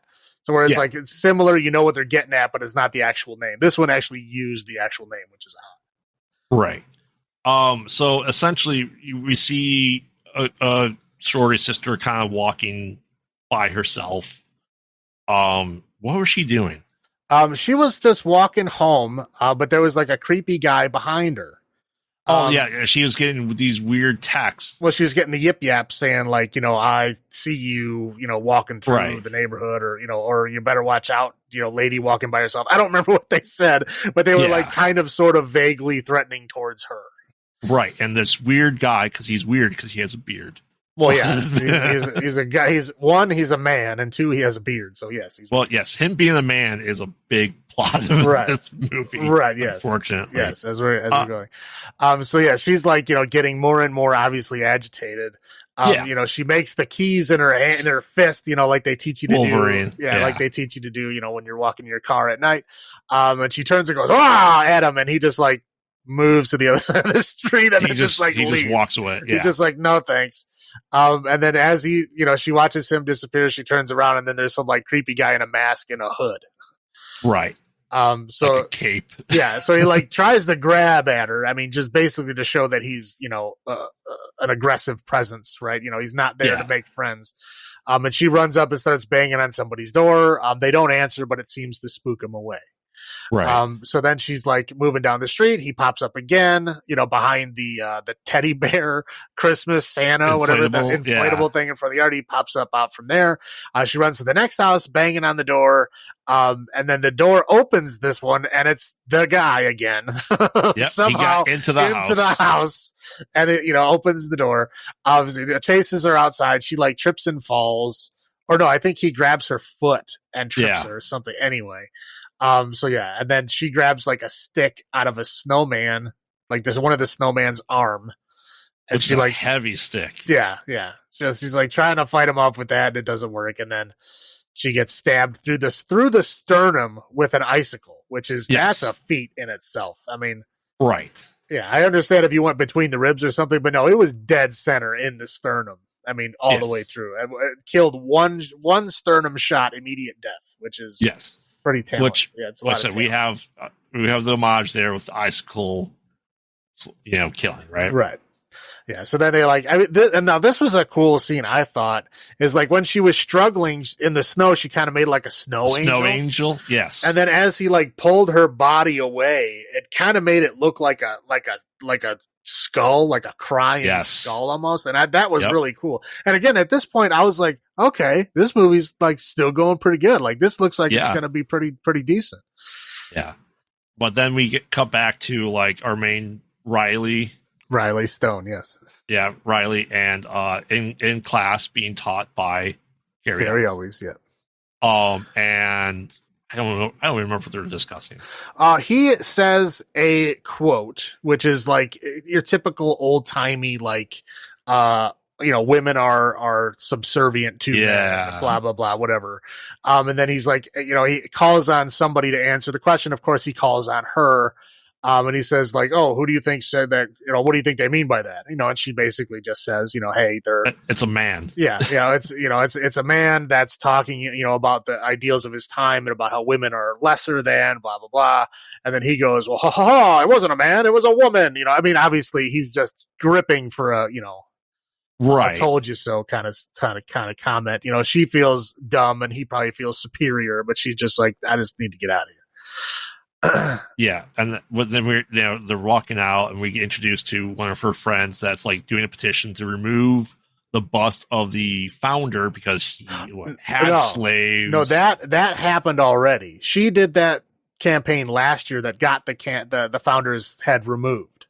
Oh, this was to get rid of the professor, right? Well, to change the professor's syllabus because like he's a English literature professor, and in his syllabus in his class he teaches only white men, right? And there's no women, no people of color, no nothing like that. And so she's protesting that there should at least be some kind of diversity here. Like there's diversity at the college, there should be diversity in the curriculum, which is a fair argument. Right. Yes. So she's trying to get signatures for that. She's excited because she's got like, I don't know, whatever, 50 signatures or something, which, they're all excited because it's like, oh, this is, more than we've ever gotten in this time of year or something like that. Whatever. Yeah. So then they follow her to work. She's a barista at a coffee shop. Yes. And she goes there, making coffee. There's this one guy who's Landon, who's kind of like your typical, like super, anxiety ridden, shy guy. Nerd. Right. You can tell that DJ. Right. You can tell that he's got a thing for her, but he's like terrified about talking to her. Right. Yeah. So he just kind of gets his coffee and just kind of like sheepishly leaves, but they kind of share like, a moment, like they're, at least getting along. And then like as he leaves, like this frat boy guy comes in, and you can just immediately see that Riley it crushes her, right? Like she immediately like all the air gets let out of the room. Like she gets very upset. He's a bro, right? Well, yeah, he's a bro. And then we get kind of introduced to the whole thing. Like she was, apparently raped by another frat boy from that guy's same fraternity. Yeah. And from this is, I don't remember how exactly they say it, but this is just the gist of it, is that she accused him. Nobody believed her. The police wouldn't follow up on it. But, obviously she stayed at the school, but that guy eventually left on his own. It sounded like he just graduated and left. Yeah. But yeah, so he's been gone for a couple of years, but anyway, she basically was not believed, and then, he got away with it, more or less. Yeah. But she's still upset whenever she sees people from that fraternity or, whatever. Yeah. Yep. Yeah. Yeah. And then, she has her friend or sorority sister. She gets back to her house and she's like missing her period cup. Her diva cup. Come on, man. Diva cup. They realize, she, new sister, she gives her a comb that was handed down, or was it a comb or just like a hair thing? Well, she called it a comb, but it looked just like a hair. You put in your hair as decoration. Yeah. I don't know. Some hair thing. Yeah. And they realize a couple things are missing. And she's talking about, it's like, hey, I'm supposed to be leaving. I have an exam, blah, blah, blah. And then they're supposed to be doing, hey, here's this costume in a plastic bag. You're like, oh, it's a plastic bag, right? It's going to come into play.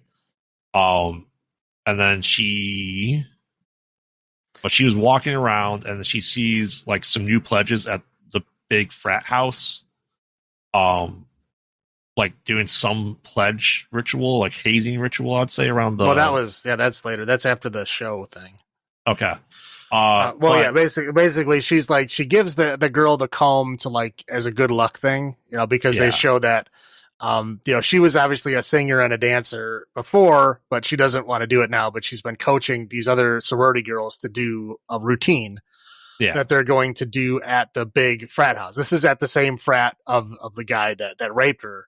Right. But they're going to do some routine thing, and she's been the coach and choreographer kind of thing. So yeah, she gives her the thing for good luck, because she was nervous about the whole, dance thing. So then that night they go to this, whatever, I don't know what it is, a pageant, a talent show. I have no idea. Sure. I have no idea what Why it not? is. But they're all dressed up like their little sexy Santa outfits. And it's a song. Well, actually, before that happens, the fourth girl, because there's 4 girls in this show. The fourth girl, they can't find the fourth girl. She goes to find the fourth girl. The fourth girl is essentially being date raped by this asshole, frat guy, which is the same frat guy that she saw in the coffee shop earlier. So she essentially kind of rescues the girl. From there. She's drunk. Yeah, she's extremely drunk because what was she drinking? It was tequila and vodka together or something? Yeah. Oh. Which sounds awful. Yeah, it does. It sounds terrible. It sounds worse than a scotchka. Yeah. So she's super sick and throwing up. She's holding her hair back kind of deal. And she puts her in an Uber, sends her home. And then she, for some reason took her outfit. I don't know what she wore home. I have no idea. Because she was wearing the outfit when the whole date rape thing was happening, and then all of a sudden she put her in an Uber, and now she's holding the outfit, but she still has her regular clothes on. Yes. So I don't know what was going on. Anyway, it's a good thing that they were the same size, because they basically convince her, well, you've been choreographing us, you know how to dance and sing, you need to jump in this in the show. We need a fourth. Yep. So it doesn't take a whole lot of convincing. She decides to do the show. Now the show is the performance is terrible, but I'll just say that about the performance, about the individual singing and dancing section is terrible. It is not done. Yes. But the song is essentially a jab at this fraternity, and they're telling the story in a fun, rhymey way of what happened to Riley, right? Yes. Of how she was roofied and raped by the guy. And of course the whole fraternity got upset. So everybody that was there, not from the fraternity, was cheering him on.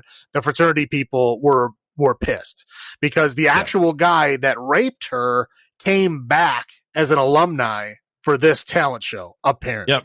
So he was there in the audience. So he's very, very upset. And then all of his, frat brothers are very, very upset. Sorry, I forgot the point. you were saying that she saw the pledges and like that thing. She saw that while she was looking for that girl. That's right. In like the room. They're doing some weird hazing ritual in front of the bus that got moved. The bus that had gotten moved. The bus was like crying like black blood, and they were like dipping their finger in the black blood and putting like a weird triangle on the pledge's forehead. So it was like some kind of weird hazing ritual, but that was before the show anyway. So that was what I was, where I was trying to get around to, and I ended up forgetting putting it there. But anyway, so that was before the show. It doesn't really matter. It doesn't come into play just yet. Right. So then they essentially go home. They start getting like threatening kind of messages from as the founder, just on the UNET and Yip Yap. Right. Yeah. Well, these are DMs. These are DMs coming from a person calling themselves the founder, who's like Calvin Hawthorne or something. Yeah. So they start getting all these messages like, oh, something bad's going to happen to you and your friends tonight. All these like, kind of like vaguely threatening messages. Right. Because they find out that someone recorded their little jab. Right. And put it online. Right. Which is probably not okay. Well, I mean, it's fine, but the problem is, as like the show itself would have been fine, but at the end of the show, like as they're running off stage, they name names. Yeah, she says like maybe that'll teach Brian to rape the next girl or something like that. Yeah. So like obviously the show itself was a jab at them, but it didn't have names in it. So like they knew who it was, but in the video online, they show that part of her running away and saying that. So now it's like the names have been named and they're like, now it's like they're, it's a personal slight against them. So now that's when she's like getting very upset, like, hey, we need to, do something about this. And at the same time, the one girl that was drunk the night before is now missing. She was supposed to leave. Right. She was supposed to leave, but never made it because her mom calls Riley.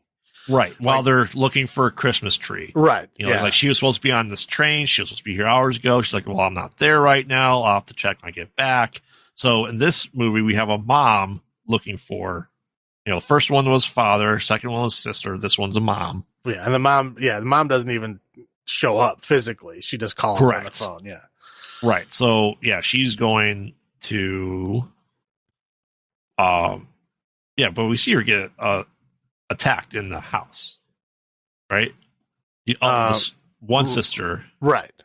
Well, the girl that was looking for the Diva Cup, she was going to leave as well, but she gets strangled by the guy in the mask and the hood with like Christmas lights. They strangle her. Right. Well, she's looking for the cat whose name is Claudette. As the female version of Claude from the first one. Right. Yes. So that's because she was alone in the house. They're trying to figure out what she's like. I don't have Riley's like, I don't feel good about this. Something weird is going on. They get the Christmas tree. They go set it up, but she's going to go look for the missing sorority sister. And it's very, very quickly finds out that, she doesn't know where she is. She goes to the campus police to try to report them missing. And she also mentions that she was getting these like threatening messages.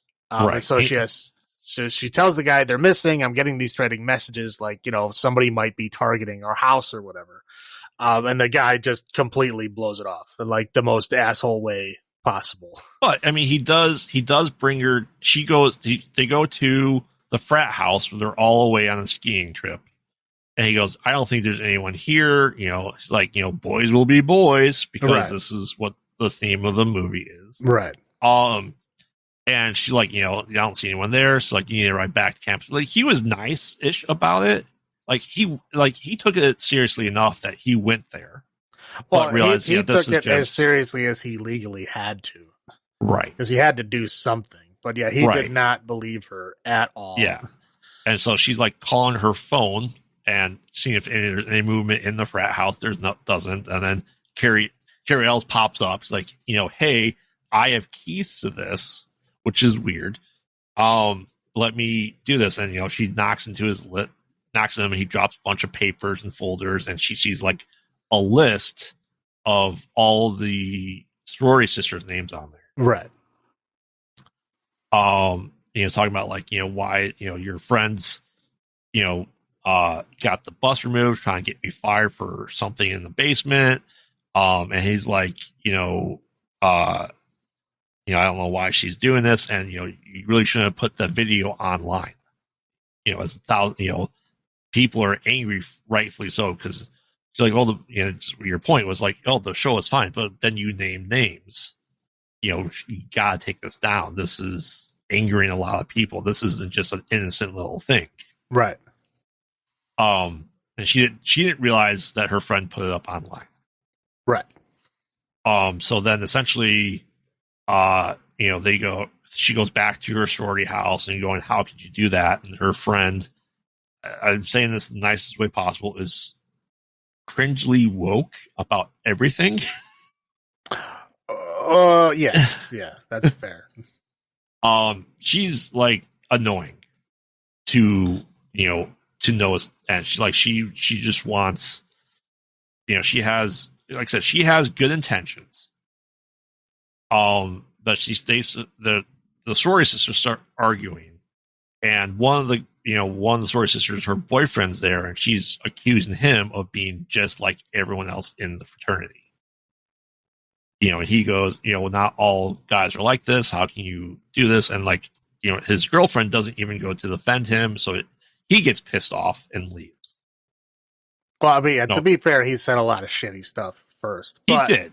They were digging at each other. They were both saying shitty things to each other. So yeah, they were both at fault in the situation. Right. It's just a big escalation argument that happens with the sorority sisters and him and all that stuff. But the one friend saying, "Hey, you have to leave," or it was like, "You have to leave. You took it too far." Right. And then I believe all of a sudden there is like, he hears a weird buzzing sound. And he changes a little bit, like, oh, he's drinking beer. You never drink beer. I like beer. What's wrong with liking beer? And then we have a masked assailant show up. Right. With what? Bow and arrow? A bow and arrow, yes. Yeah. And he actually picks up like a little hatchet, because everyone just has a hatchet. Yeah, it was like by the tree.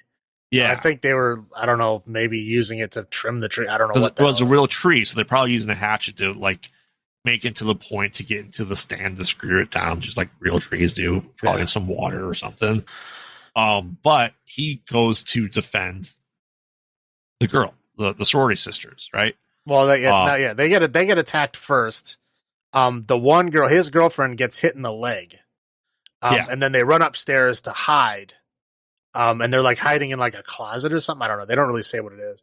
And then they basically like decide like because they leave all their phones downstairs, so they can't call the police. So they basically vote Riley to go, because the one girl is like, stopping the bleeding on her leg, and they vote Riley to go out and try to get a phone. And then she is like sneaking around the house with like a broken broom handle.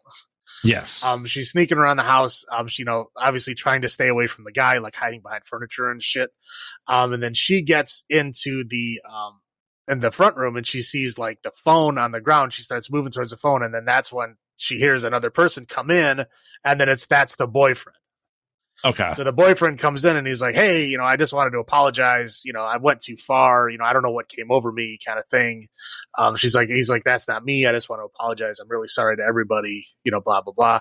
And that's when she says, like, "We were attacked. Like, your girlfriend got hurt. We're trying to save her. I need your phone to call the police." And then he goes like, all chivalrous, and he goes, "Oh, somebody hurt my girl. I'm going to get him."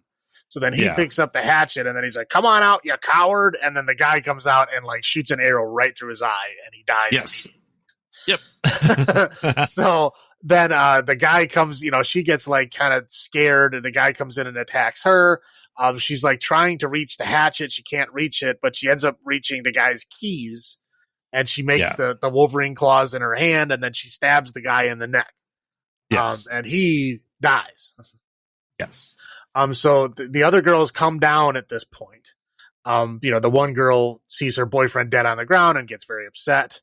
And then they go to take the mask off of the guy to see who it was. and then another masked person shows up. Yep. This one doesn't have a bow and arrow, but this one is also, does obviously not have good intents, Yeah. So the one girl, the one with the hurt leg, decides to like do a standoff with the I'm guy. protecting you guys. Yeah, with the hatchet. Right. She does the standoff thing. And then, the woke girl and Riley go in the kitchen and hide. They hide behind the counter. Biggest island. Right, yeah. A big island in the kitchen. So, yeah, the girl with the hatchet ends up, the guy, like, another guy shows up at the door. Yeah. So there's 2 masked guys. Well, there was 3 total now. One's dead. But now there's 2 live masked guys. The one guy just takes the hatchet right out of her hand and just kills her with it. Yeah. Just hits her in the gut. There's a scene of, like, they show her, she's kind of still sort of alive, like, reaching towards a phone. Right. But that's it.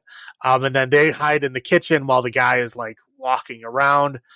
They do like a cut to like police like showing up at a house. They get the what? No, that's a little bit later. It happens he gets now. He gets a phone call saying that there's an emergency call from the story house. He's like, oh shit, right. It's the girl from earlier. Right. And then he shows up to the house.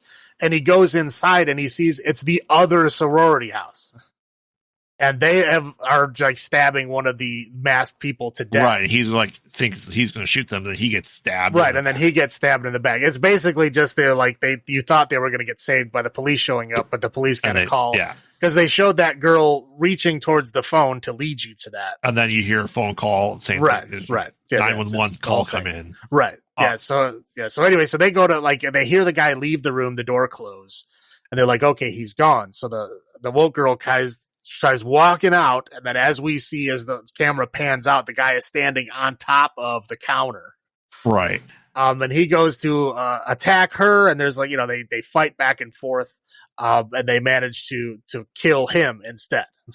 But they realize they're looking at their clothing like this isn't blood. Right. Well, it's black. Yeah, they turned the lights back on because the guy when they were walking around the house, they turned all the lights off. Right. They see that it's like black. It's like black blood and not real blood. And they take the mask off, and it's the boy that she saw getting hazed earlier with the triangle on his head, and the triangle is still there, but it's the same black blood that's like apparently in his veins now. Right. So they're like, okay, what the hell is going on? So they run out to, they go get the keys out of the guy's neck. Yeah. And then they take his truck, who's right out front. They jump in, they start it up. The guy with the arrow comes back, shoots an arrow into the door, but doesn't hit anybody. And they manage to drive away.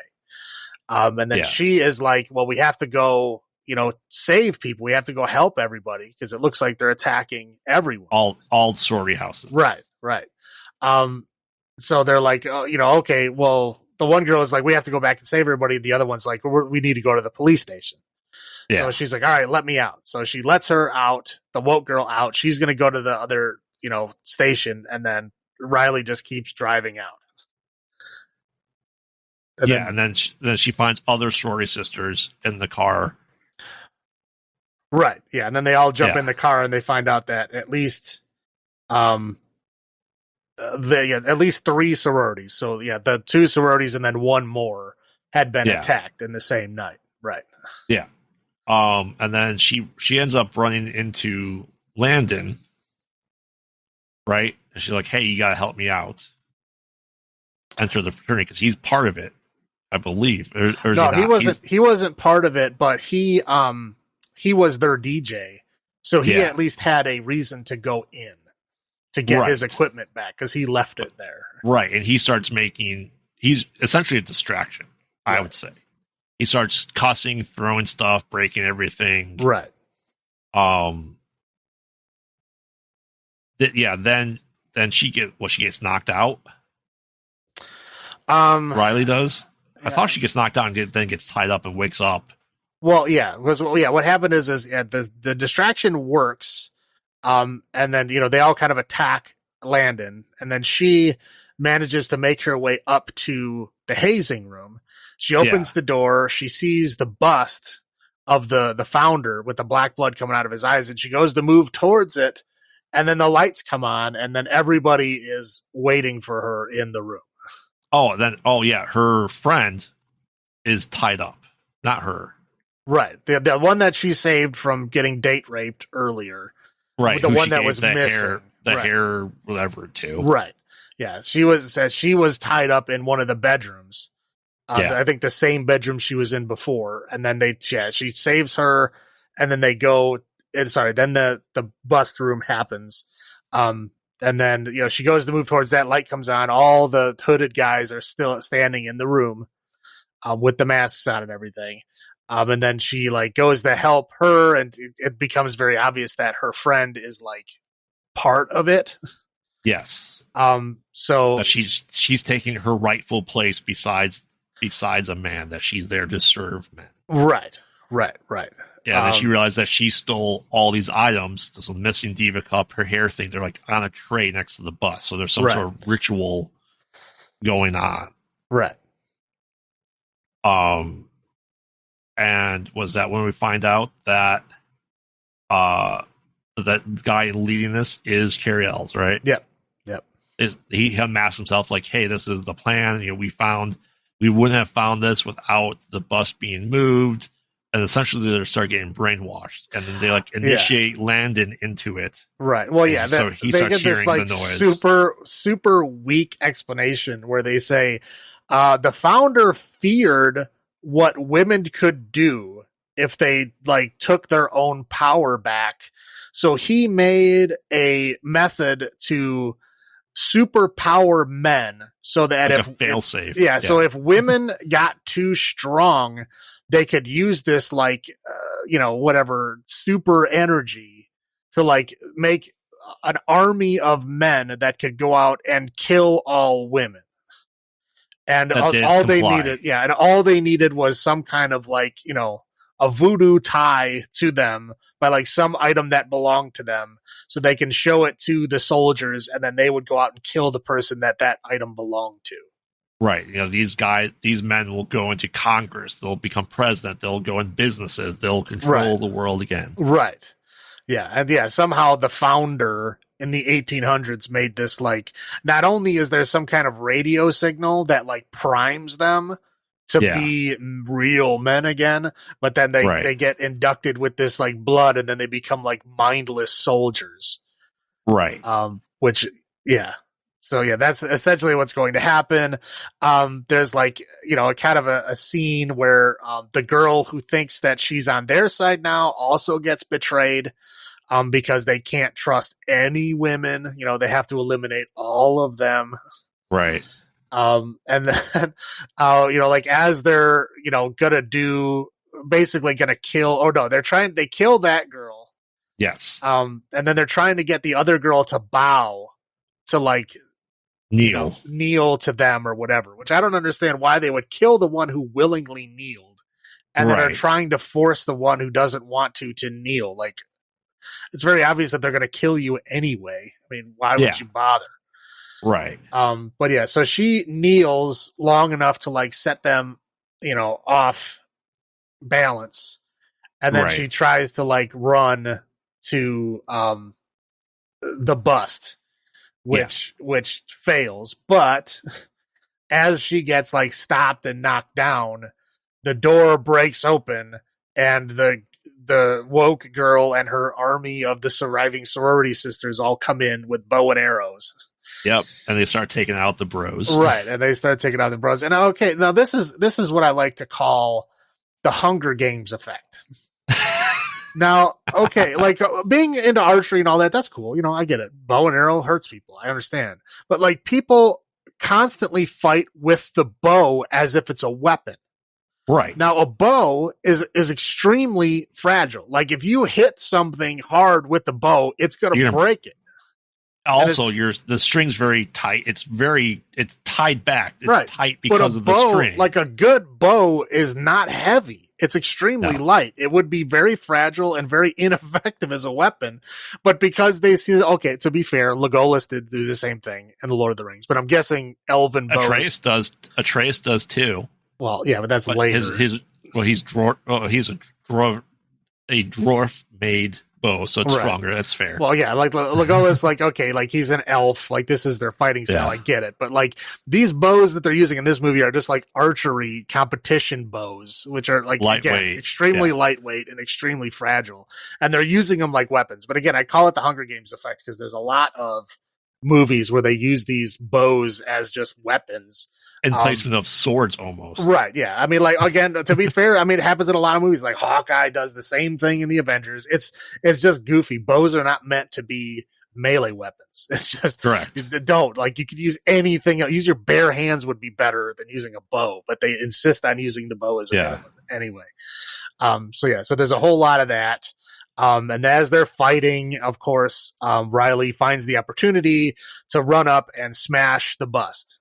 Yep. And then what I thought was a very weirdly ironic and off-putting thing is they kind of like the running theme of the whole movie is like the girl power thing, right? Yes. And then at the very end,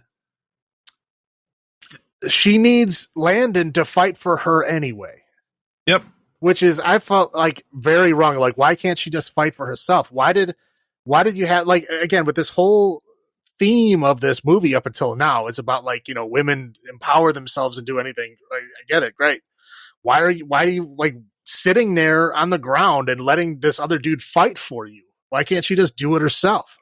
Right. Even though he was possessed, I'd say the idea is he's not an alpha male. He's a beta. Right. But he's their protector, just like the other girl's boyfriend didn't join. He was in the same initiation, but he didn't join his bros. He fought for them. Right. He protected them. So he's doing the same thing. But yeah, essentially she smashes the bust, and then she sets Carel's on fire. They start kind of leaving everything there. They lock the door and set the entire fraternity on fire. Right, which is pretty shitty because they know like once the bust broke, like Landon snapped back to his normal self. Correct, the spell was broken. Which means a lot of the other people in that room probably were like, what the hell happened? Yes. What's going on? And so they trapped them all in this burning room. So essentially, like, a lot of those people just got straight up murdered. Yep. Because it's not like they didn't know. No, they knew because the one person they let escape, the same thing happened to them and they just let everybody else die. Like, I mean, I get, the frat boys and Carrie Elwes, I understand. Yeah, let them burn. I get it. But like all those other people, like they're pledges that didn't know. Right. Yeah, like they didn't know what they're getting into. Yeah. So, yep, that's how the movie ends. Yeah. First thoughts for you? I know the initial kill you thought was like, okay, this is going to be... Again, I thought it was going to be good. I had hoped that it was going to be good up until... I'm trying to think of the exact moment. I believe it was, like you said, when the woke roommate, they started getting in that fight. Yes. And I'm pretty sure that was the moment where I was like, okay, I see where this is going. Like, this is not just like an exposition thing anymore. This is the whole theme of the movie. Yes. And at that point, I was just like, it was just, yeah. At that point, it lost me. But up until that point, I still had faith that it could be good. Yeah. It wasn't great up until that point, but it wasn't bad either. No. I mean, this is probably my second or third time watching this. And it's only 3 years old at this point in time. Mm-hmm. But, watching it with the wife, even she was going, this is too much. Right? Right. And this is the carefulness that we have to tread with this. I mean, we discussed, the first one and the second one being a product of its time period. And this one is a product of the time period too. It's part of the time period of the Me Too movement. Yeah. But like, I mean, like, again, don't get me wrong. That's what I said. Let me finish my statement before you make a judgment on me. Me Too movement. Yeah. All for it, right? Anybody in power that tries to get away with, assault or any kind of overpowering women because they're abusing their power. Yes, of course. These people should be brought to account. I have no problem with that at all. Yes. They should be, right? Yeah, absolutely. 2, destroy the patriarchy. Yes, I understand that men have controlled things and institutions for a very long time, and that needs to be brought down and it needs to be destroyed, and things need to be done to change that. I get that. I'm all for that. Yes. And this movie, it's just so heavy-handed with it.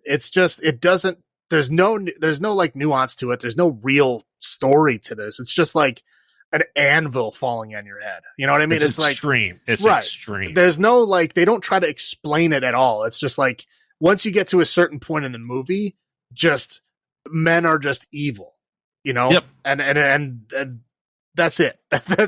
There's no way around that. And it's so ridiculous that they found this like black goo, which makes alpha males into super alpha males. Right. Like, what are you talking about? It doesn't make any sense. Again, like, you know, should the founders, you know, bust have been removed? Like, yeah, like she said, he was a slave owner. And he was a proud slave owner in the North. Yes, obviously, you know, especially if you have a diverse, you know, campus, yes, obviously needs to go away.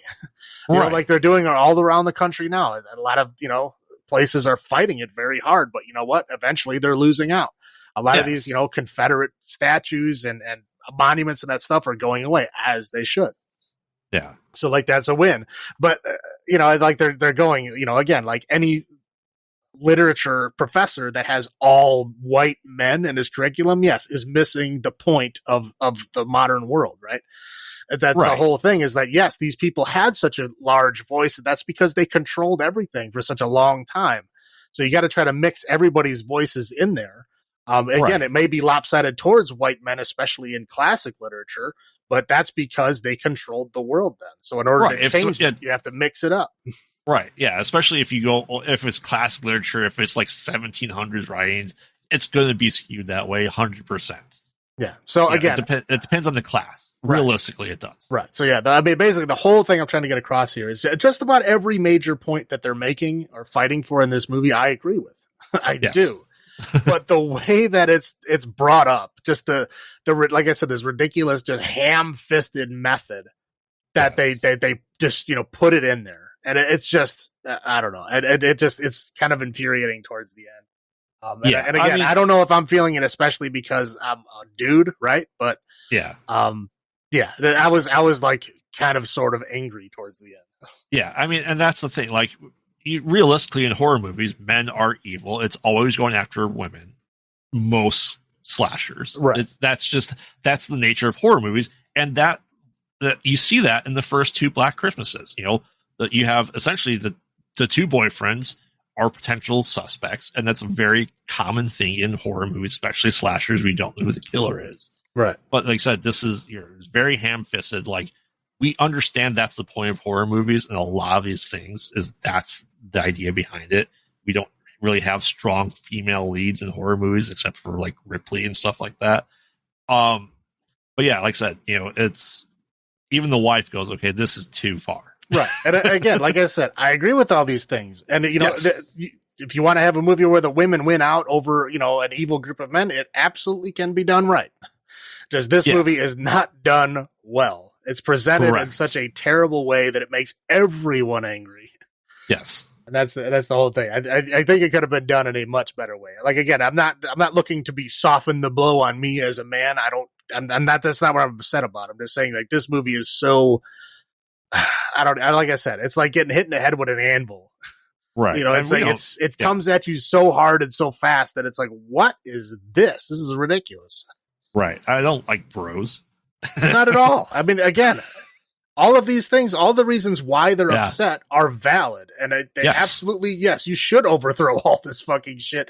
But just the way that they say it, the way that it's presented is so infuriating that I just makes me angry. Her friend is just painful to listen to. Right. Yeah. It's like somebody like, you know, knows what an SJW social justice warrior is and then just like turned it up to like 12. Yeah. And it's like, okay, nobody is this ridiculous. Correct. All right. But on that note, highlights for you though. Highlights was, I mean, I liked the way that the movie was done. I mean, like I guess like the effect, you know, the acting, the way that it was presented, like, I mean, the exposition and the whole like first half of it was done really well. I mean, it was, like I said, I was very hopeful up until that point that this was going to be a good movie, that they were leading to something interesting. And it just ended up not going that way. So up until a certain point before that turn happened, it was good. I would say it was a pretty valid movie. I would say halfway through it, I probably liked this one better than I liked the second one. Yeah. But again, it just took a hard turn that changed it. So like, yeah, highlights is like the first half of the movie. Low points would be the This is second half of the movie. Yeah, that's absolutely fair. Like the highlights for me, definitely, they did do homages to the original. Like this is not a classic remake. It is a reimagining by far. Not even the same character names. They updated it a lot to the point where it's just a very loose interpretation of the original. Yeah, like this one felt like they rewrote the whole screenplay. Like this is like there's some floating elements from the original, but it's very few. So we're like the second one again, it felt like just a different interpretation of the same script. This one really feels like it's like a total turn. It's a completely different movie. Right. It could have been something other than Black Christmas. Yes. Quite honestly. Yes. Should have been called like Frat Boy Christmas. Yeah. I mean, so highlights definitely. Low points. I don't think we needed a supernatural element to it. These were never that way. Yeah, I totally agree. I was like, as soon as I figured out that what was actually happening. Yeah, I mean, because sometimes in movies they do that to where it like ends up being like, okay, of course not. That's ridiculous. But like they kind of give you that feeling is like, ooh, maybe it is going supernatural. But this one just like ended up going there anyway, and it was just Well, they didn't need the bros, the frat boys, to have an additional reason for being assholes. Right. I mean, they're probably assholes enough as it was, as they've proven. Like the one guy, raped the girl and the rest of them protected him. So they're assholes enough already. They don't need to be ultra assholes. Right. They don't need the element of this brainwashing to be that's the reason the guys are acting that way. Like I said, I think it takes away from all the things they were fighting for absolutely. by having it be some weird supernatural thing. Absolutely. When it could have just been assholes. Like you're just fighting assholes, and that's okay. It could have been the same movie, just take away the black goo. Yeah, absolutely. Yeah, I think it might have been slightly better if they did that. Yeah, and the low points, you're right, is not everyone, like the pledge didn't know what he was getting into. Yeah, they're grooming him to be that bro, but he wasn't there. Who knows? And they just killed all men. Right. Extreme as well. Yeah. Well, yeah. Again, just like that argument they were having in the kitchen where he's like, yeah, not all men are that bad. And then she went, did you just not all men me? And so to get back at him for that, she just decided to kill all the ones that she could. Yes. I guess. Yeah. All right. So now your nice list. Where would you give this to someone who's been bad to you or nice to you? I would give this to someone if they are on the naughty list.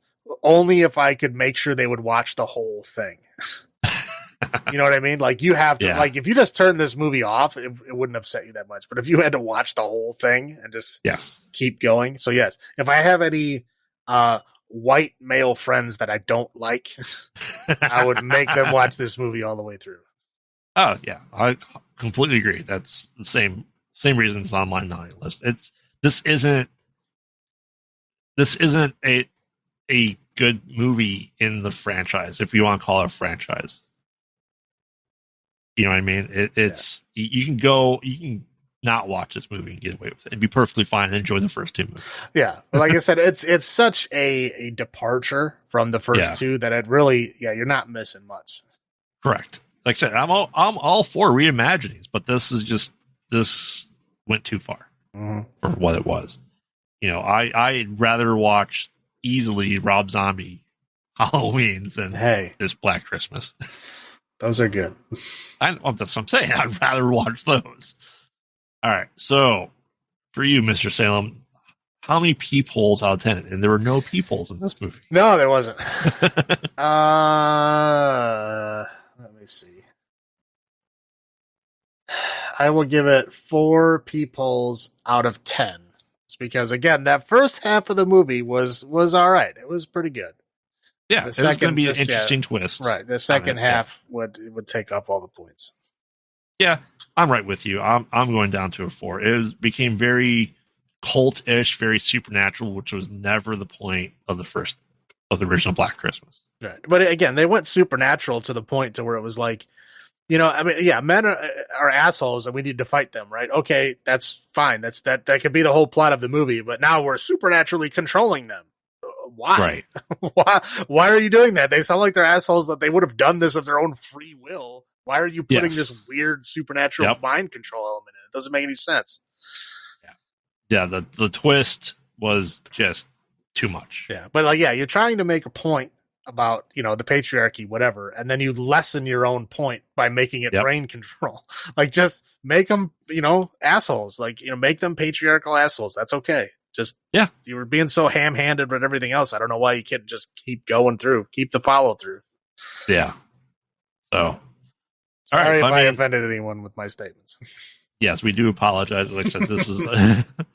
I mean, so overall though, this was a pretty decent week for Christmas horror movies. Yeah. No. Yeah. Overall, this was a much improved over the last week. Yes, and we won't know until we watch the final week of this because I haven't seen anything else. Oh, you haven't seen any of these last three either?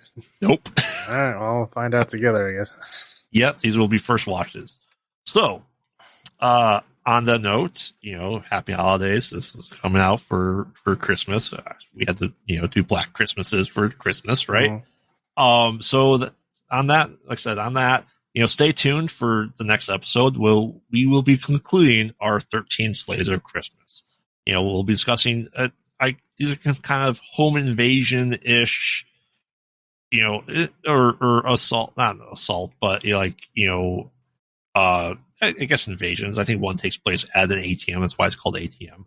What? I know, right? So we have, you know, older movie, The Dorm That Dripped Blood, which I have not seen. And then we have ATM and Better Watch Out. So, said neither of us had seen any of these movies, but yeah, that's our last week for 13 Slays of Christmas. So, Salem, why don't you get us out there? Sure. This is Salem saying, "Long live the new flesh." And this is Graveyard saying, "Have you checked on the children?" Good night. All right.